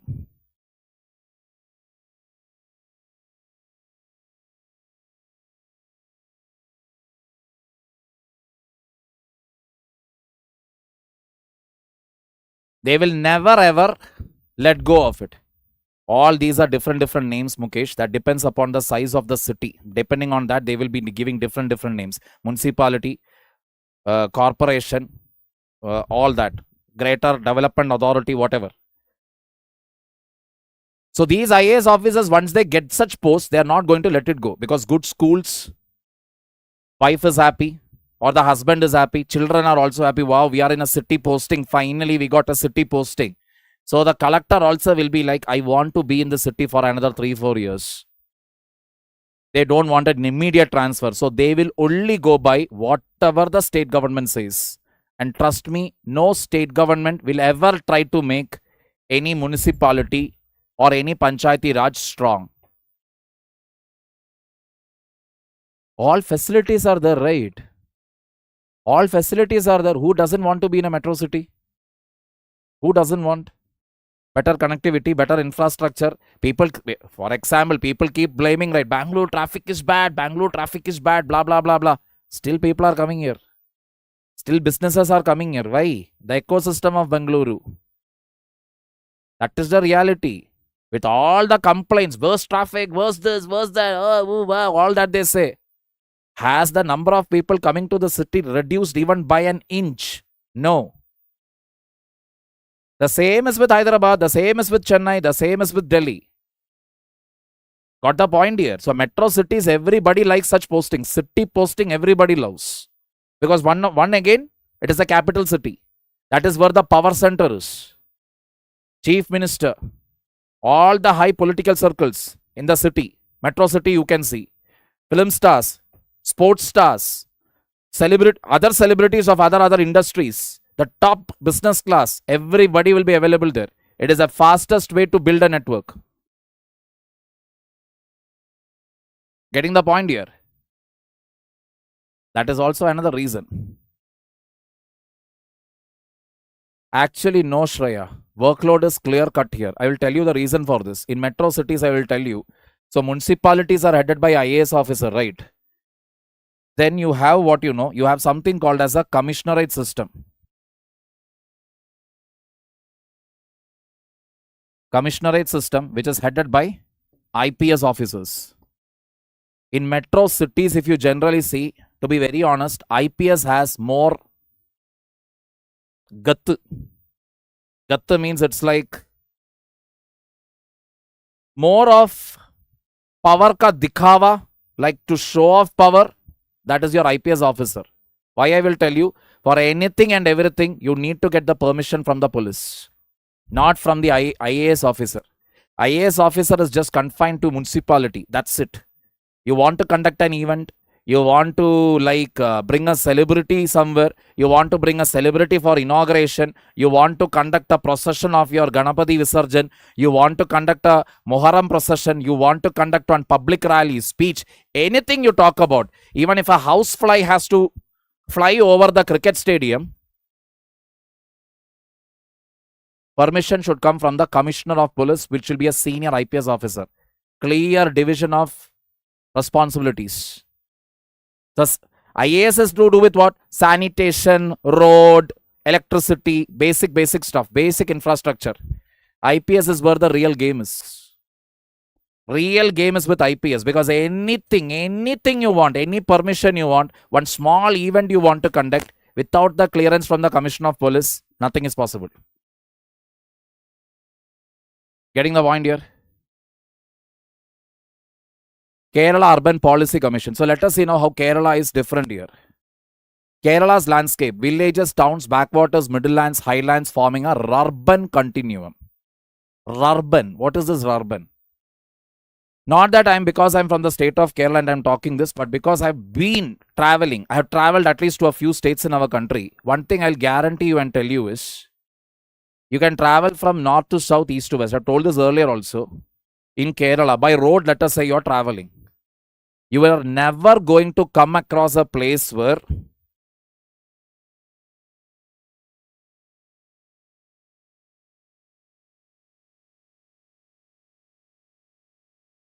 there is no civilization. That means empty land. Totally empty. No house, no hut, no tree. That you are never going to find. Minimum, if you stand anywhere, minimum one coconut tree you will find. And every 5 kilometers if you travel, you will reach some town. Every 5 kilometers, that is in the remotest of the remotest village, you take it up. You will find a town somewhere where easily you will get what? Pepsi will be available. Then definitely your Parle-G also will follow. Cigarette will be there. These three are there, don't worry. Alcohol also will be available somewhere nearby. Basic level food needs, whatever you need, or substance addiction, whatever you need, that will be available there. Getting the point here. So this is one such state. Such a state you will not find anywhere else. Some people may say, so northeast is there. See, northeast is there. But northeast again, if you see, largely rural. Largely it is rural. You have plenty of trees. Beautiful locations are there. But many a times when you travel, you will only find trees. You will hardly find any people anywhere. That is not the case in the state of Kerala. You travel means you will see people. North to south, east to west, anywhere you travel, you will find people. And always you will be doubting. This is a village because road is there, electricity is there, everything is there. How do you call it a village then? Because village, when you generally have an idea, you feel that, okay, there is no tarred road, electricity supply won't be there, water supply will be very less. All this will be there. In the state of Kerala, you're not going to experience that. That is also the reason why very recently they became what? The 100% digital Digitally literate state. So whoever wants to make a stand-up comedy next, they can tell this also. Kerala sir, 100% sir, literacy sir. Along with that, they can say this also, 100% digitally literate. That means everybody there knows how to use an internet. State of Kerala is again the first state in the country to declare that internet is a basic right.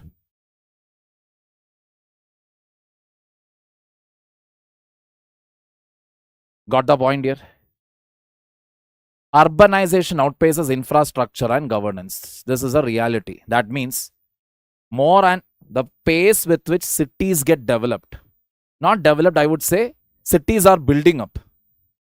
That is faster than any infrastructure development. Best example is Bengaluru. That is, total population of Kerala, if you take, it is 3.5 crore. Total population of Kerala. One entire state. Okay, one state.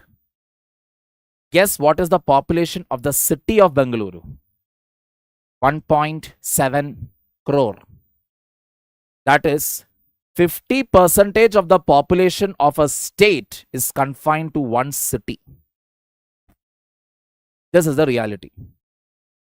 People will say government is doing this. Can't blame the government also, because they will be like, okay, let us construct a flyover now to solve the traffic crisis.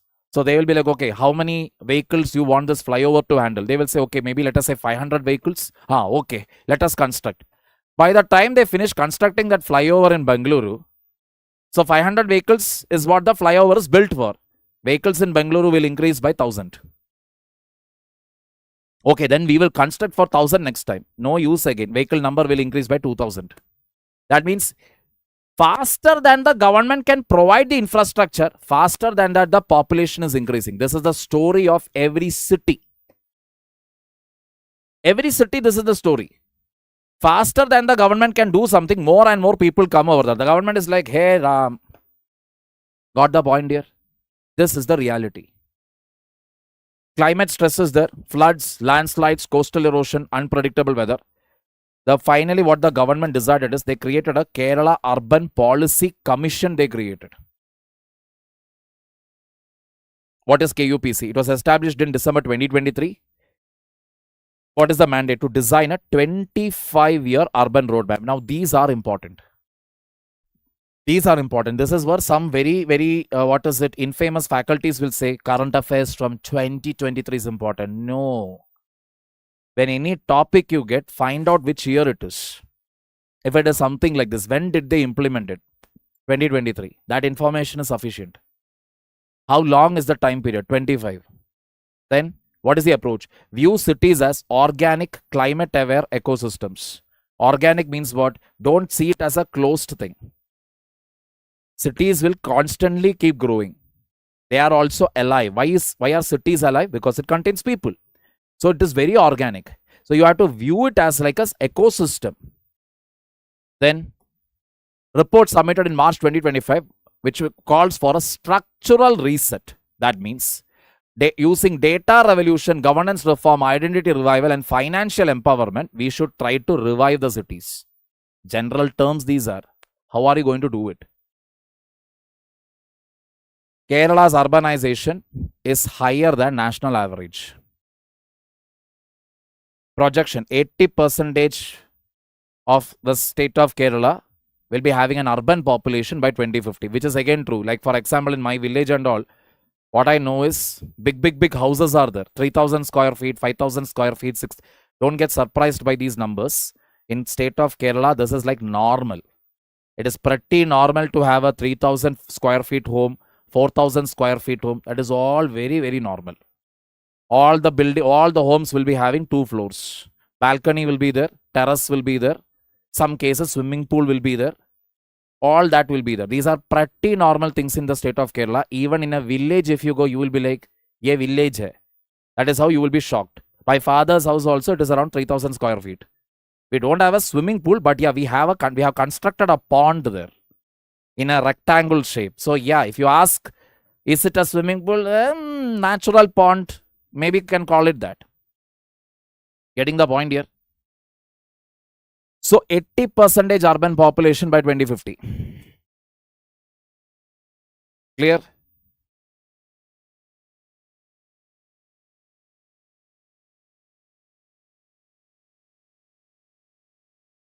Climate threats. Floods in Ernakulam, landslide in hilly areas, coastal pressures. Gap is widening between crisis and planning. That is, Kerala is small state. It is evident that you see house or tree at every corner. That is not the only reason. There are other small states, all right. Goa is also a small state. Got the point here. The other reason why you will find it there is because the Western Ghats literally sits on that state. And all said and done, you will also have to respect the fact that the people there are slightly more civilian compared to other states in the country. Comparative basis I'm talking about. Anybody who has traveled to the state of Kerala will be knowing what I'm telling. I have my issues with the state of Kerala, that is different. But I am talking about a relative basis. Getting the point here. For simple example, again, if you want, oh, what is so great about the state, if you ask me, let me be very honest. Cops in the state of Kerala rarely, very, very rarely take out their gun. You will hear about the usage of gun from Tamil Nadu. You will hear about it even in Karnataka. You will hear about it in Andhra, Telangana. Maharashtra onwards, you know what is the story. Kerala, if you go, you are never going to hear it. You are never going to hear it. So basically, when people from Rajasthan, UP, etc., when they get a Kerala cadre posting, initial few days, they will be like, tight shirt, gun they will carry every day. First day only, probably the driver only will tell you, sir, iski zarurat nahi hai. You don't need to carry it here. But you may be coming from another state and you will be like, no, gun, we need security, safety. Once you, 2 months, 3 months into it, you will understand. No need to carry it. You will only go back to the armory and you will tell them, Rakle, you people only keep it. Because out of frustration, I may take it out and use it. That is the thing. That is how it is. Getting the point here. Gap is widening between crisis and planning means at the rate which we are planning, with that rate, you are not able to deal with what various crises here. December 2023.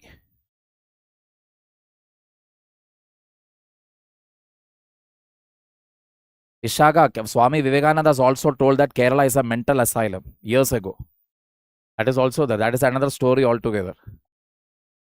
December 2023, Cabinet Resolution. First state level urban commission in India.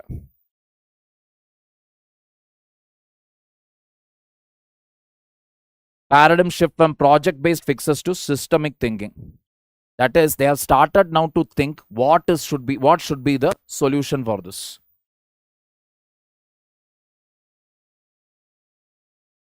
I'll just finish this off, then I'll come back to you, Amrut Gaude. And what is the reason for it? That also I will tell you. 33 deep dive studies.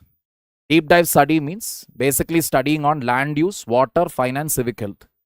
53 stakeholder dialogues consisting of mayors, NGOs, unions, residents, gig workers. What are gig workers? Gig workers are like temporary workers or basically like your Amazon delivery boys, Zomato, Swiggy, Flipkart, Amazon, all that. The 2,359-page final report set 10 thematic pillars that includes climate, finance, well-being, identity, etc. Data sources, they have used census, satellite imagery, socioeconomic indicators, ecological hazards, Kerala's urban character. That means if you really see it, earlier, always the government used to take decisions. But this has somehow failed to deal with climate change. So finally, with the Kerala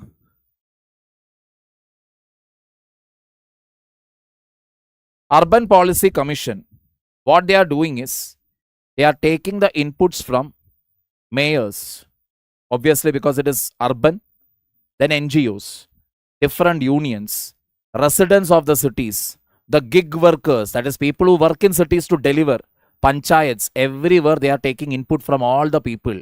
Based on that input, they are coming out with a plan. Getting the point here. So what are they using for it? For climate and zoning or recommendations, let us see.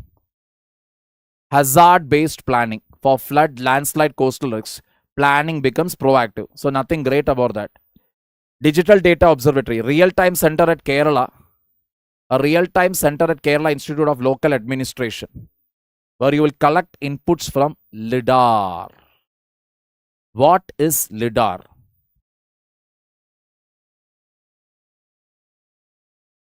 This is LIDAR. Basically using light to detect the urban landscape. So as you can clearly see, this, if you see, this is a car, and I think this is somebody crossing the road or something, whatever. Trees are there, shown in different colors. This is the road. This is a LIDAR image basically. So using LIDAR, what you can do is, you can basically do a topography mapping. What and all are there? What are the buildings there? What are the high-rise buildings, low-rise buildings? You can do it very quickly. Based on that, you can make the planning there.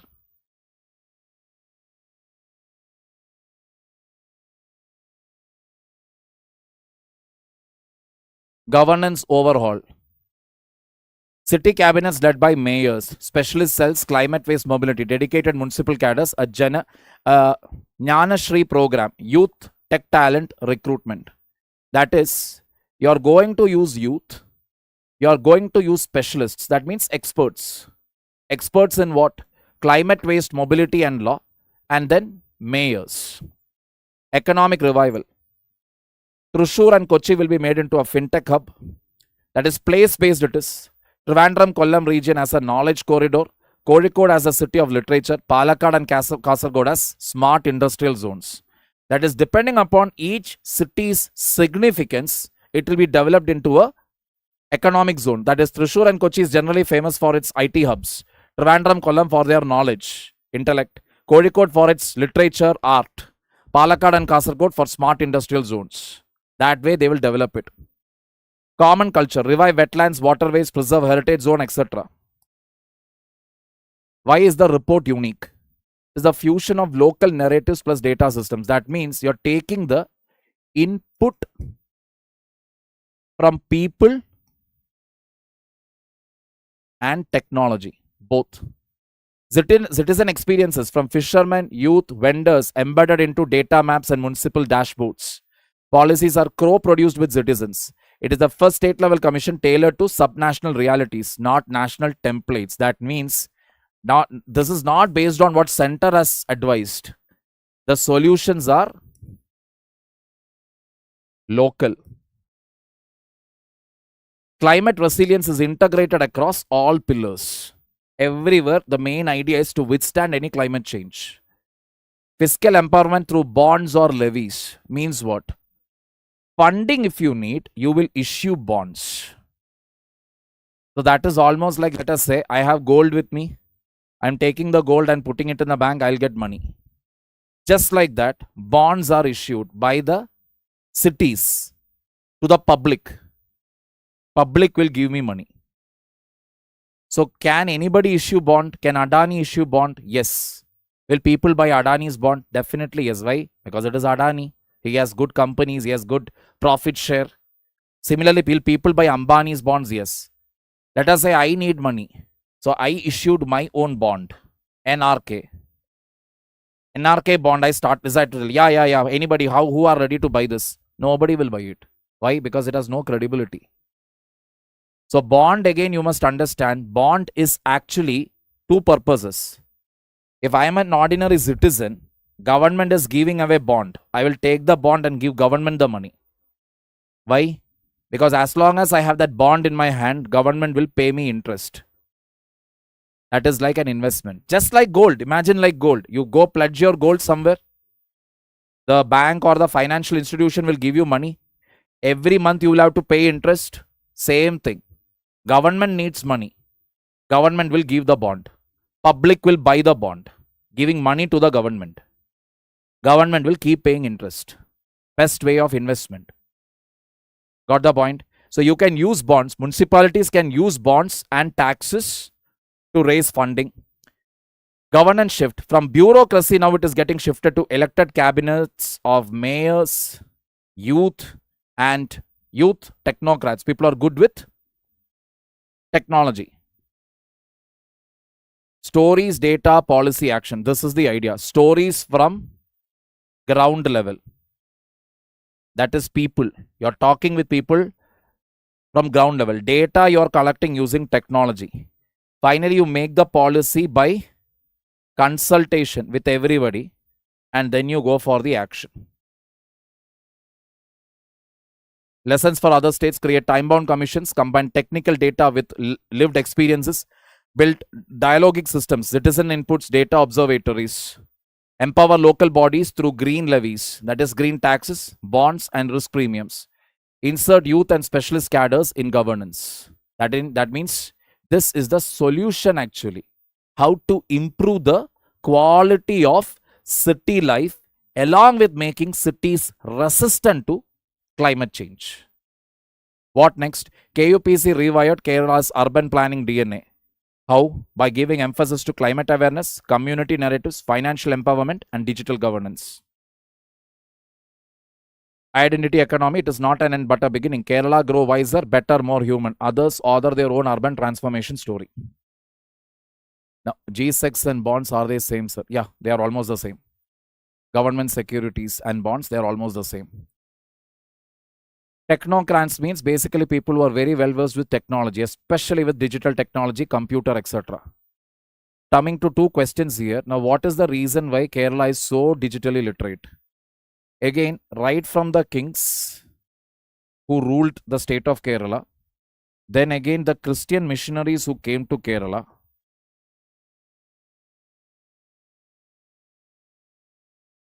then obviously the first elected communist government in the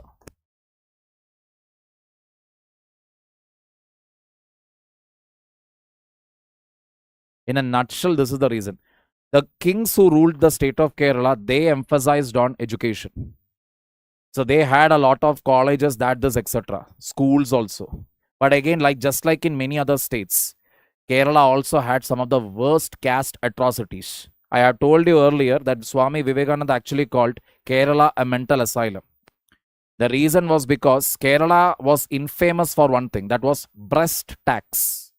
Breast tax simply means if a lower caste woman had to cover her breast with a cloth, she had to pay tax to the upper caste. This was the practice, number one. Number two, now I am from OBC. Maybe around 100 years ago, 100 years ago, easily, yes. 100 years ago, if an upper caste guy is coming and he sees me, because I am from other backward community, if he sees me, because he saw me, he will become impure. He will have to go and take bath. And I will get a lot of beating. Who told you to come and stand in front of an upper caste guy? Okay. Slowly this started changing with the Christian missionaries who came to Kerala. Again, they had come there for religious conversion or whatever. But again, they too set up a lot of English medium schools and quality colleges in the state, which actually exposed the state again to multiple languages. So Portuguese again came first where all Europeans, when we talk about Portuguese, first arrived in Kerala. COVID also first arrived in Kerala. Nipah also arrived in Kerala first. Simple, we have this habit of actually inviting unwanted people there. We are very, very large-hearted. So that was there. Arab traders and travelers also used to come there. So if you actually look at the state of Kerala again, they have this history of attracting people. So diverse cultures, diverse languages, it is already there in the DNA of the state of a Keralite, to be very honest. That is the reason why if you travel to the state of Kerala, you will definitely find a Keralite who will try to speak your language. You are never going to find a Keralite who will force you to speak Malayalam. Instead, a Keralite will try to speak Hindi in Malayalam. I'm not praising the state. You can again verify this.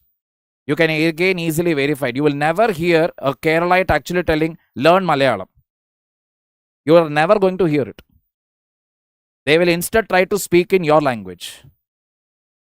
Now, I don't know, again, the current scenario you can never say, no, never you will hear. But yeah, as far as I know, as far as things are in media and all, you will never hear it. That is what I have known. The reason is this, the historical part. So education, etc. was there. The base was there. Now, the beauty. This is the beauty. The first elected communist government. Communist government, if you see anywhere in any part of the world, they have always formed through violence. Russian Revolution, 1917, or Vietnam, violence. Everywhere, wherever communism has come in, there was always bloodshed involved. They'll kill the king, they'll kill the old dictator, and then they will establish power. In the state of Kerala, a communist government was elected to power. What did they do? As soon as they elected power, they brought all schools under the control of the state, under the control of the government, and they opened all the schools for what? All castes, all communities.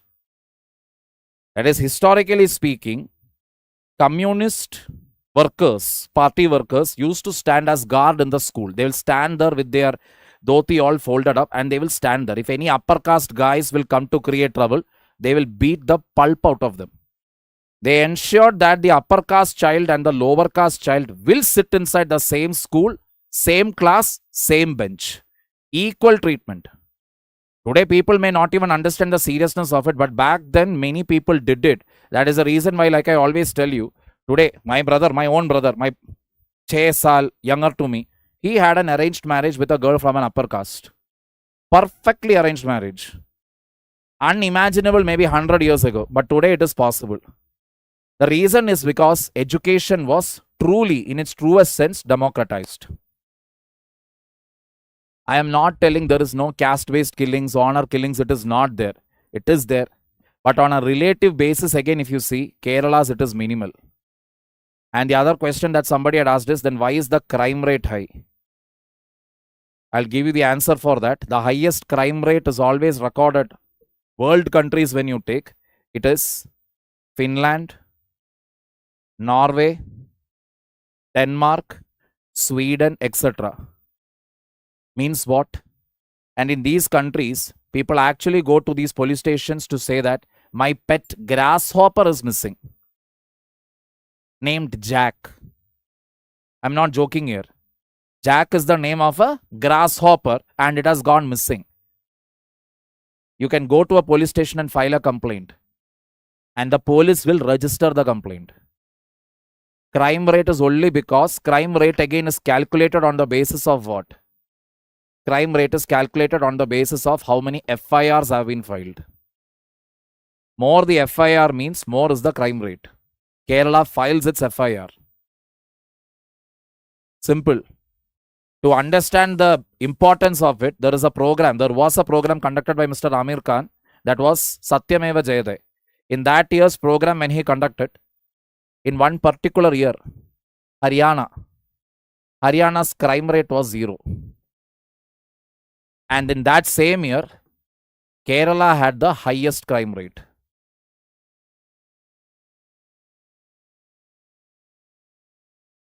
Got the point here?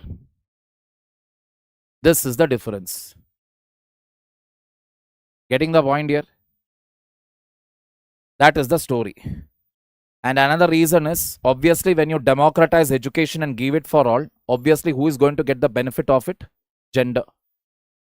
Women. So this has led to very high literacy rate, because I always keep telling you, educate a woman in any society, that society will progress. Deny women education, that society will go backward.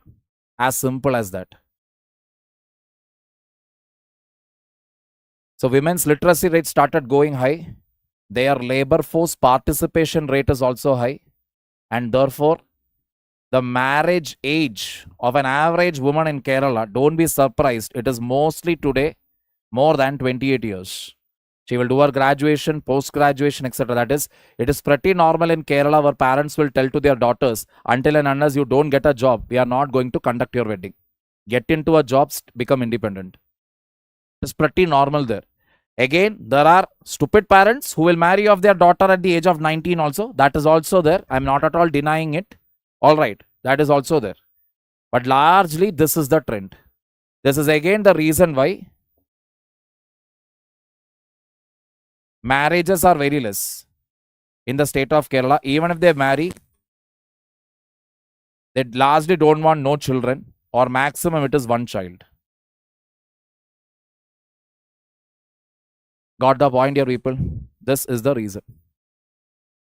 So the moment you educate women only, atrocities in societies will calm down. Getting the point here? It is not a mystery. That is the reason why when they really say why it is actually said to make men, boys get married, to make them men, to make them decent, to make them stop, wearing their underwear continuously for one whole week. When a woman comes into the life, she will civilize it, she will change it.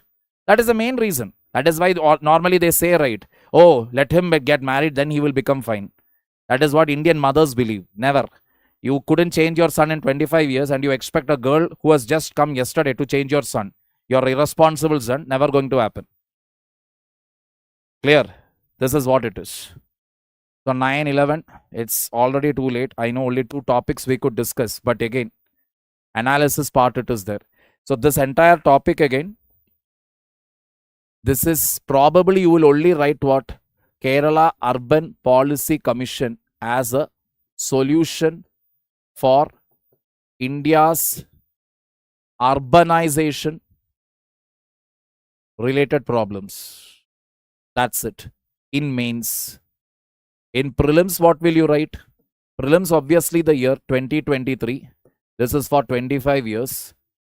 This is a grassroots level up from the level of people, from the level of NGOs, from the level of mayors, from the level of technocrats, leveling up.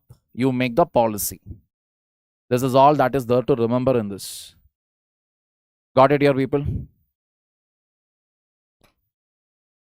Let us call it a day. 2 other topics are there related to China. We will take it up in next class. Any queries here, people? Now we can take up the non-academic related queries.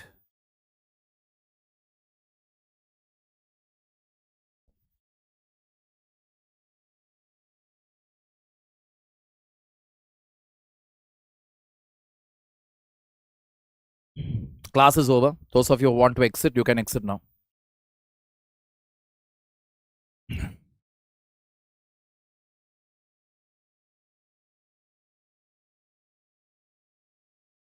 I will share it in Telegram. I understand last time's class also you people couldn't get it. I will share it.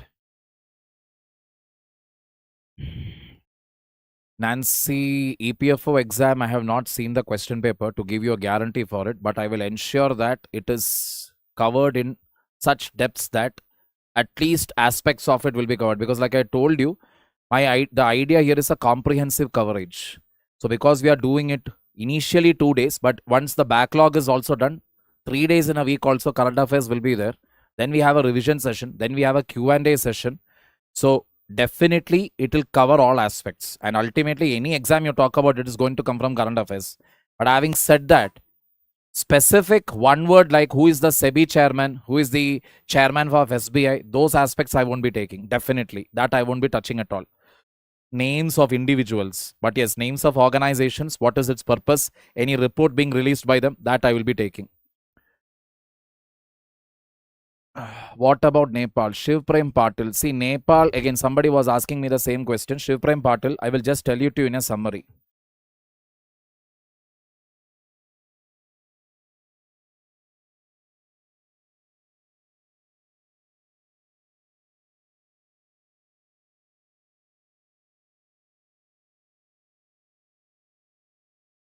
So if I am going to find out the troublemakers, a few detailing of the troubles that have emerged out in the last few years, if you really see, there was trouble in Sri Lanka.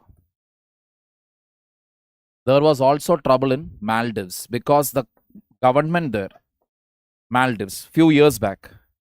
Then obviously you had trouble in Bangladesh. Myanmar also you had a military government. And the latest in the list is now Nepal. Afghanistan to okay. Afghanistan again. It is Taliban. So not that troublesome, but still. Pakistan, though, nothing to do. It is our evergreen Khujli hours.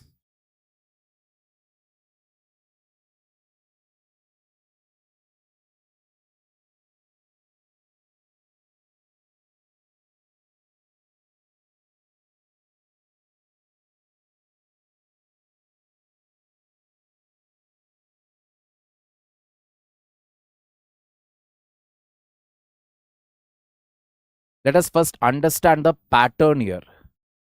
In Maldives, what was the issue? There was a government that was actually supportive of Indian government. Protests, etc. again took place. That government was defeated in the next election.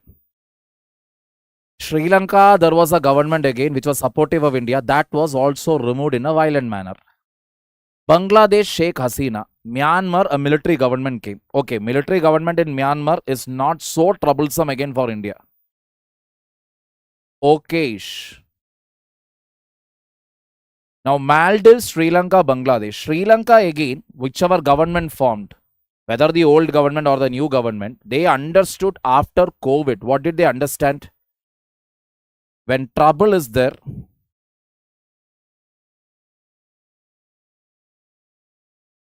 only one big brother is there. And that is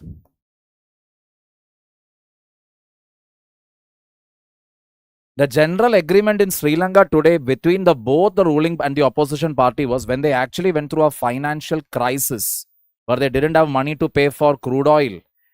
Pencil in Sri Lanka became a luxury good. Pencil and notebook.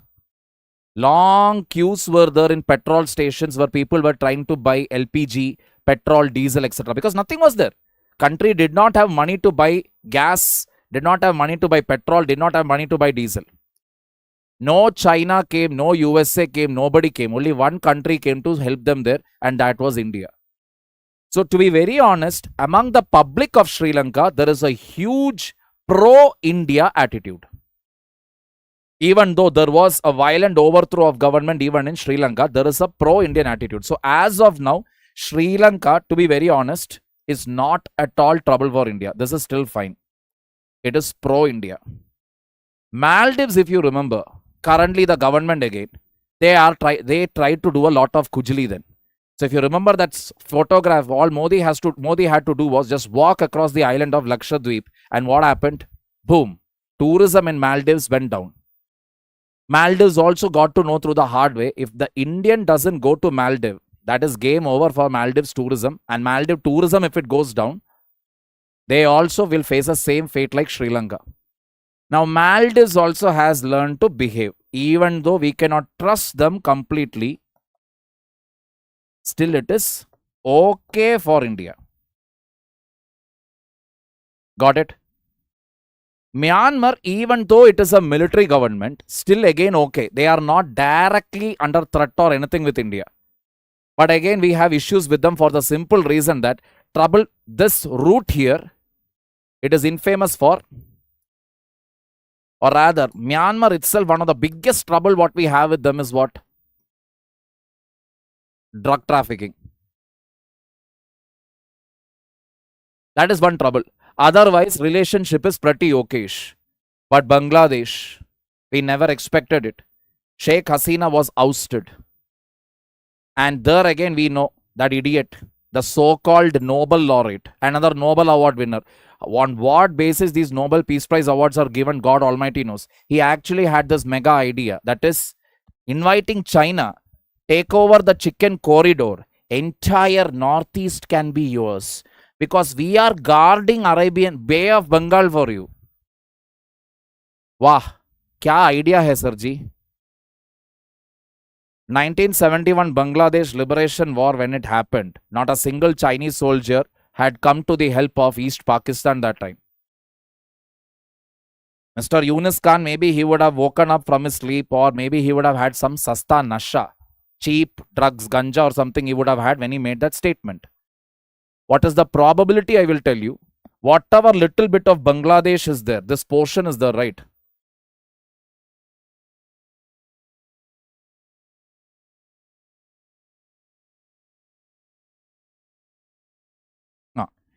This portion is there, right? The small portion. He is basically inviting China, you come and take it. Take the chicken corridor, take it away. All we have to do is make a small entry here. Capture the zone. The only reason why we need Bangladesh is for connectivity to the northeast. If Bangladesh so much as tries for a small war with India, best strategy for India is to capture a few region in the north, so that what will happen is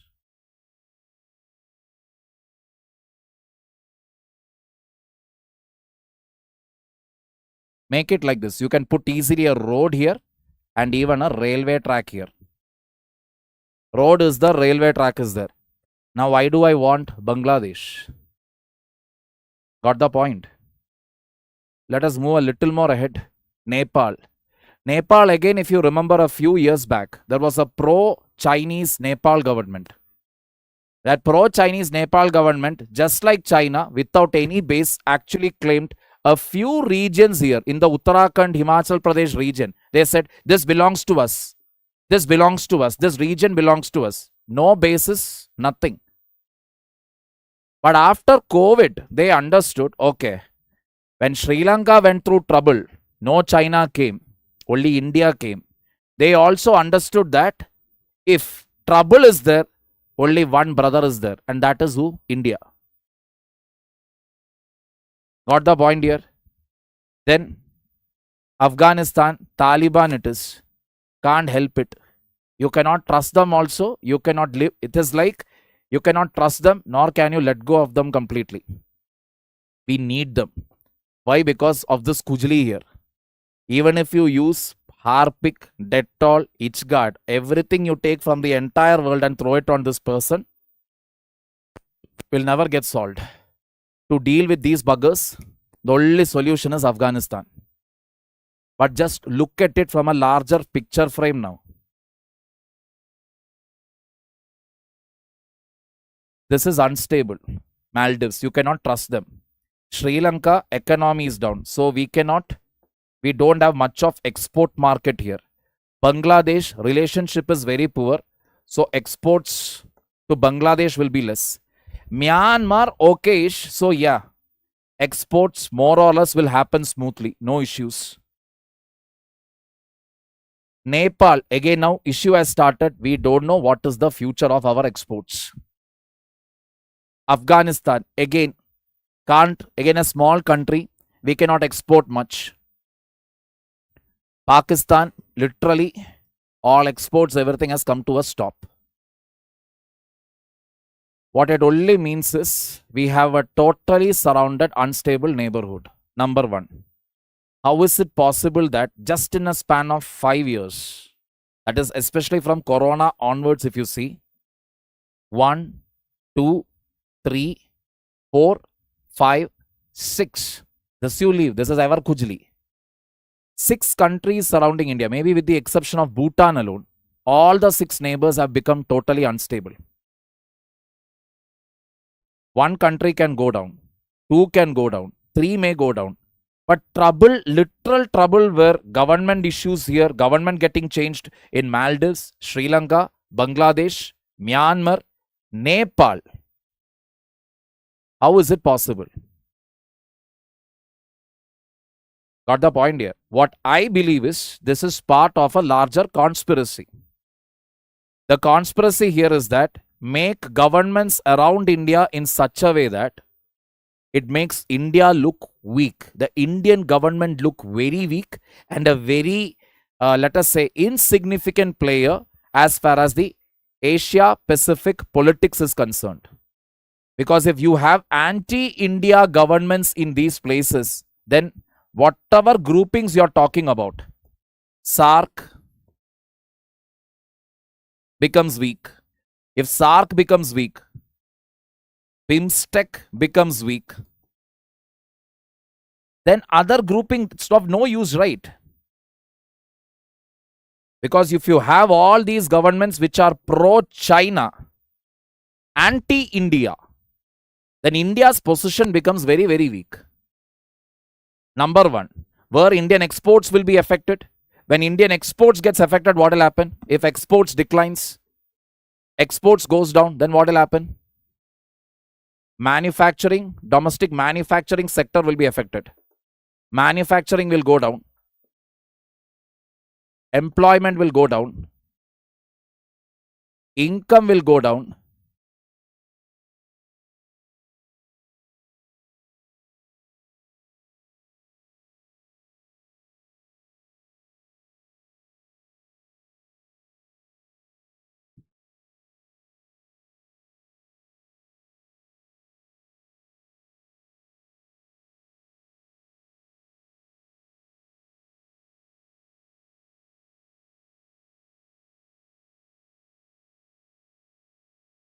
A violent overthrow of Indian government is possible.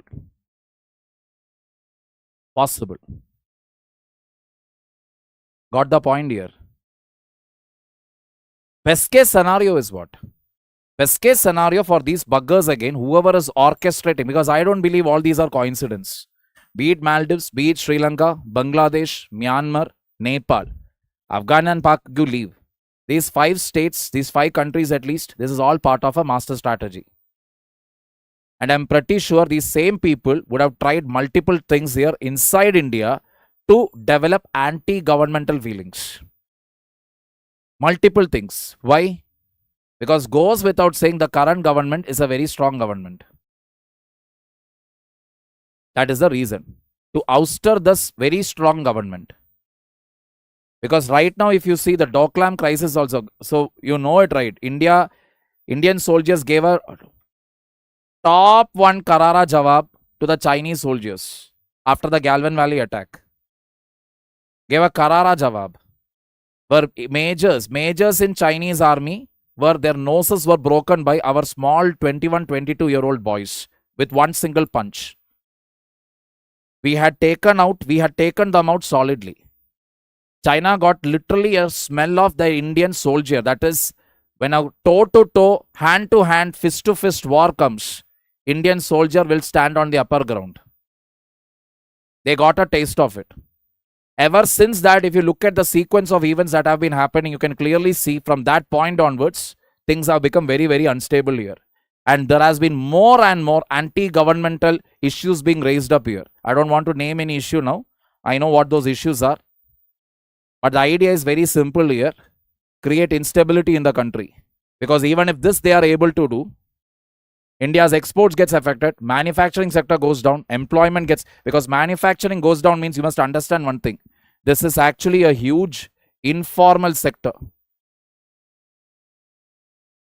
So many people are employed. So once their employment goes, their income goes down, public anger will increase, which can easily be used for what? The violent overthrow of the Indian government. A possibility it is. Got the point here? This is what it could lead to. I will share it in the Telegram channel. Clear? Payal, I don't believe it is America for 2 reasons again. America had just finished a misadventure, a 20-year misadventure in Afghanistan after spending around $20 trillion, I guess. 20 trillion or 2 trillion, I'm not sure of the amount. Please check it again. That much amount they spent there. And as far as Mr. Trump is concerned, he will never ever go for spending money in another country and changing the government there, because his whole idea is, I want to make America great again. I want to spend money in America. I don't want to spend money anywhere else. I want to spend all the money here. Money should go to Americans. That is what he keeps telling. So I don't think either he has the brains or the quality to do this. And again, why he will not do it, another reason is, for America, their biggest enemy is China. They will really not put up governments in these places which are going to be anti-India. Getting the point here? America has no interest actually in Maldives or in Sri Lanka, to be very honest. They don't have any interest. But China has. China has investments in Maldives, Sri Lanka, Bangladesh, Myanmar, Nepal.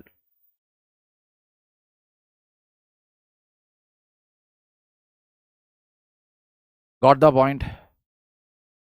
Arey, that is just some small issue. Leave it aside.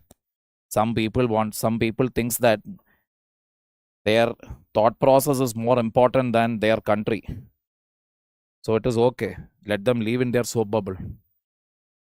Trishur. Very well said, Ayushi. There is no oil in South Asia. No oil, no natural gas.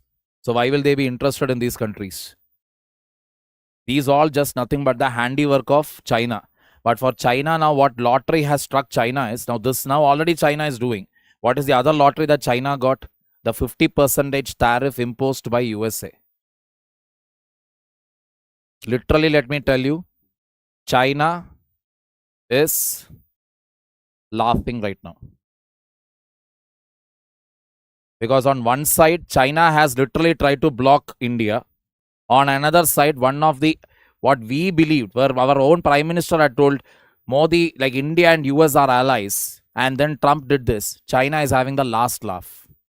China is sitting in the corner and like, this is better, this is going better than what we planned. Got the point here?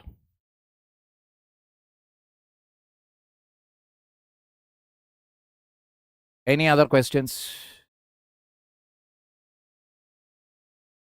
It is not. Basavaraj Kori, president also has to listen to the prime minister and council of ministers. And when it comes to law and order, district administration, president who is sitting in Delhi, how will he or she know what is beneficial for a district in Tamil Nadu or in the state of Kerala? Well, that will not work out. That's all we have, Sanju. We don't have anything else. Where China will easily throw money like, let us say, $30 million and all. $30 million as loan. India can maximum give $2 million as grant. Countries prefer this. The huge amount. Why do they prefer that? Because they can definitely take part of this money for their own corruption. They don't care that this loan amount has to be returned at a higher interest. Whereas whatever India gives, it is called a grant. What do you mean by a grant? Grant means it is like you keep this now. Don't give it to me back. It is like something you give. You don't have to return it. There is no solution. We should actually be very careful of every protest that may happen inside India. Every protest. Because we don't know which protest is being funded by whom. No, Gokul Ram, I'm not a strong man. Trust me. I act as if I am strong. All the so-called men who say that they are strong or we feel they are strong, trust me, they cry silently. That's the difference. We don't cry out in public.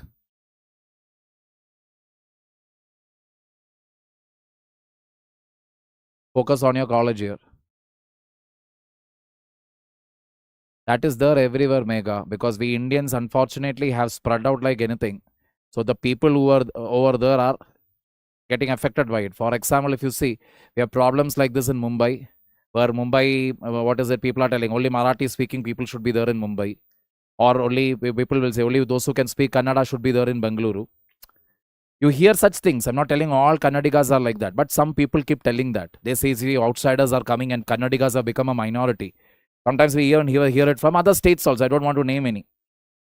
Same thing in other countries. It's all racism. It's all racism.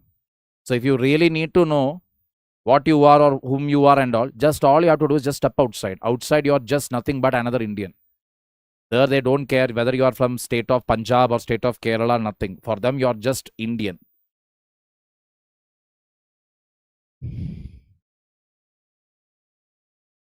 It will be posted in the group. Stop spamming it, Bhavadeep.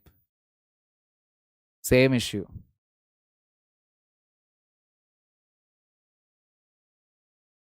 Same issue. Same issue. Any other queries? Because we have 145 crore people, Ankita. And if you really give our people the choice, some of them will even suggest Virat Kohli as the next Prime Minister. Some will even suggest Shah Rukh Khan as the next Prime Minister. And very recently, one Hindi movie got released, right? Some romantic movie where you could see 19-year-old, 18-year-old boys and girls crying in theater. Oh my God, what a movie and all that. They will probably vote that actors or actress as the next Prime Minister. Understand one thing, Indian population is not the most intelligent and rational population. We are people again where decisions are taken based on caste, religion, language first. not on a person's intelligence. Glad to hear that, Vijay Krishna. That's my sole purpose. Good night, Ayushi. Pooja Savang. Pooja, I thank you for that compliment. But very honestly, be your own attitude. Your own attitude is unique attitude. Be yourself. Don't try to copy anybody. Be yourself. That is the uniqueness. And the day when you stop worrying, what people will think, that's the simple way. Don't keep any filter. My wife will not agree with it, but basically, like I said, I don't keep filters. Whatever is there here comes out. If I like something, I praise it nicely. If I don't like something, I'll criticize it royally. As simple as that. Keep your life also simple. Don't complicate things. Don't keep one thing in your heart and then say something else. Don't like it means tell it out. End it. Don't like somebody, stop it. Don't ever, stay in a relationship or stay in any profession which will not give you respect. Walk out from there with your head held high. Got the point? Good night. Trishur. Unstoppable. All these are fancy words, Arsad. Any human being requires 7 to 8 hours of sleep. All these are just fancy creations. Good night, people. Good night.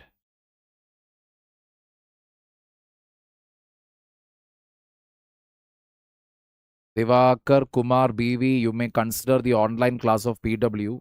Pinnacle batch is there. That is what I would suggest to you, which will give you ample amount of time to prepare and to choose your optional also later. So I would suggest you to take a Pinnacle batch. That is what I would suggest.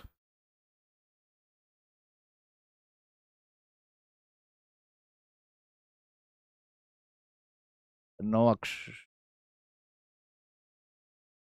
What is a Christian?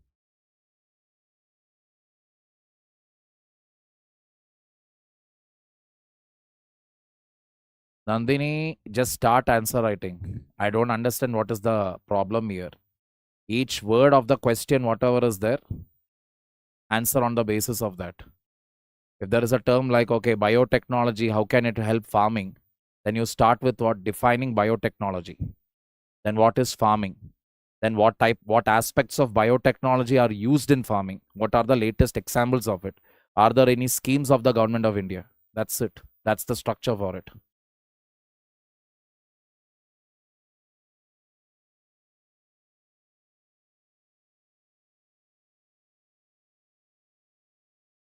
It's a religion, Christian.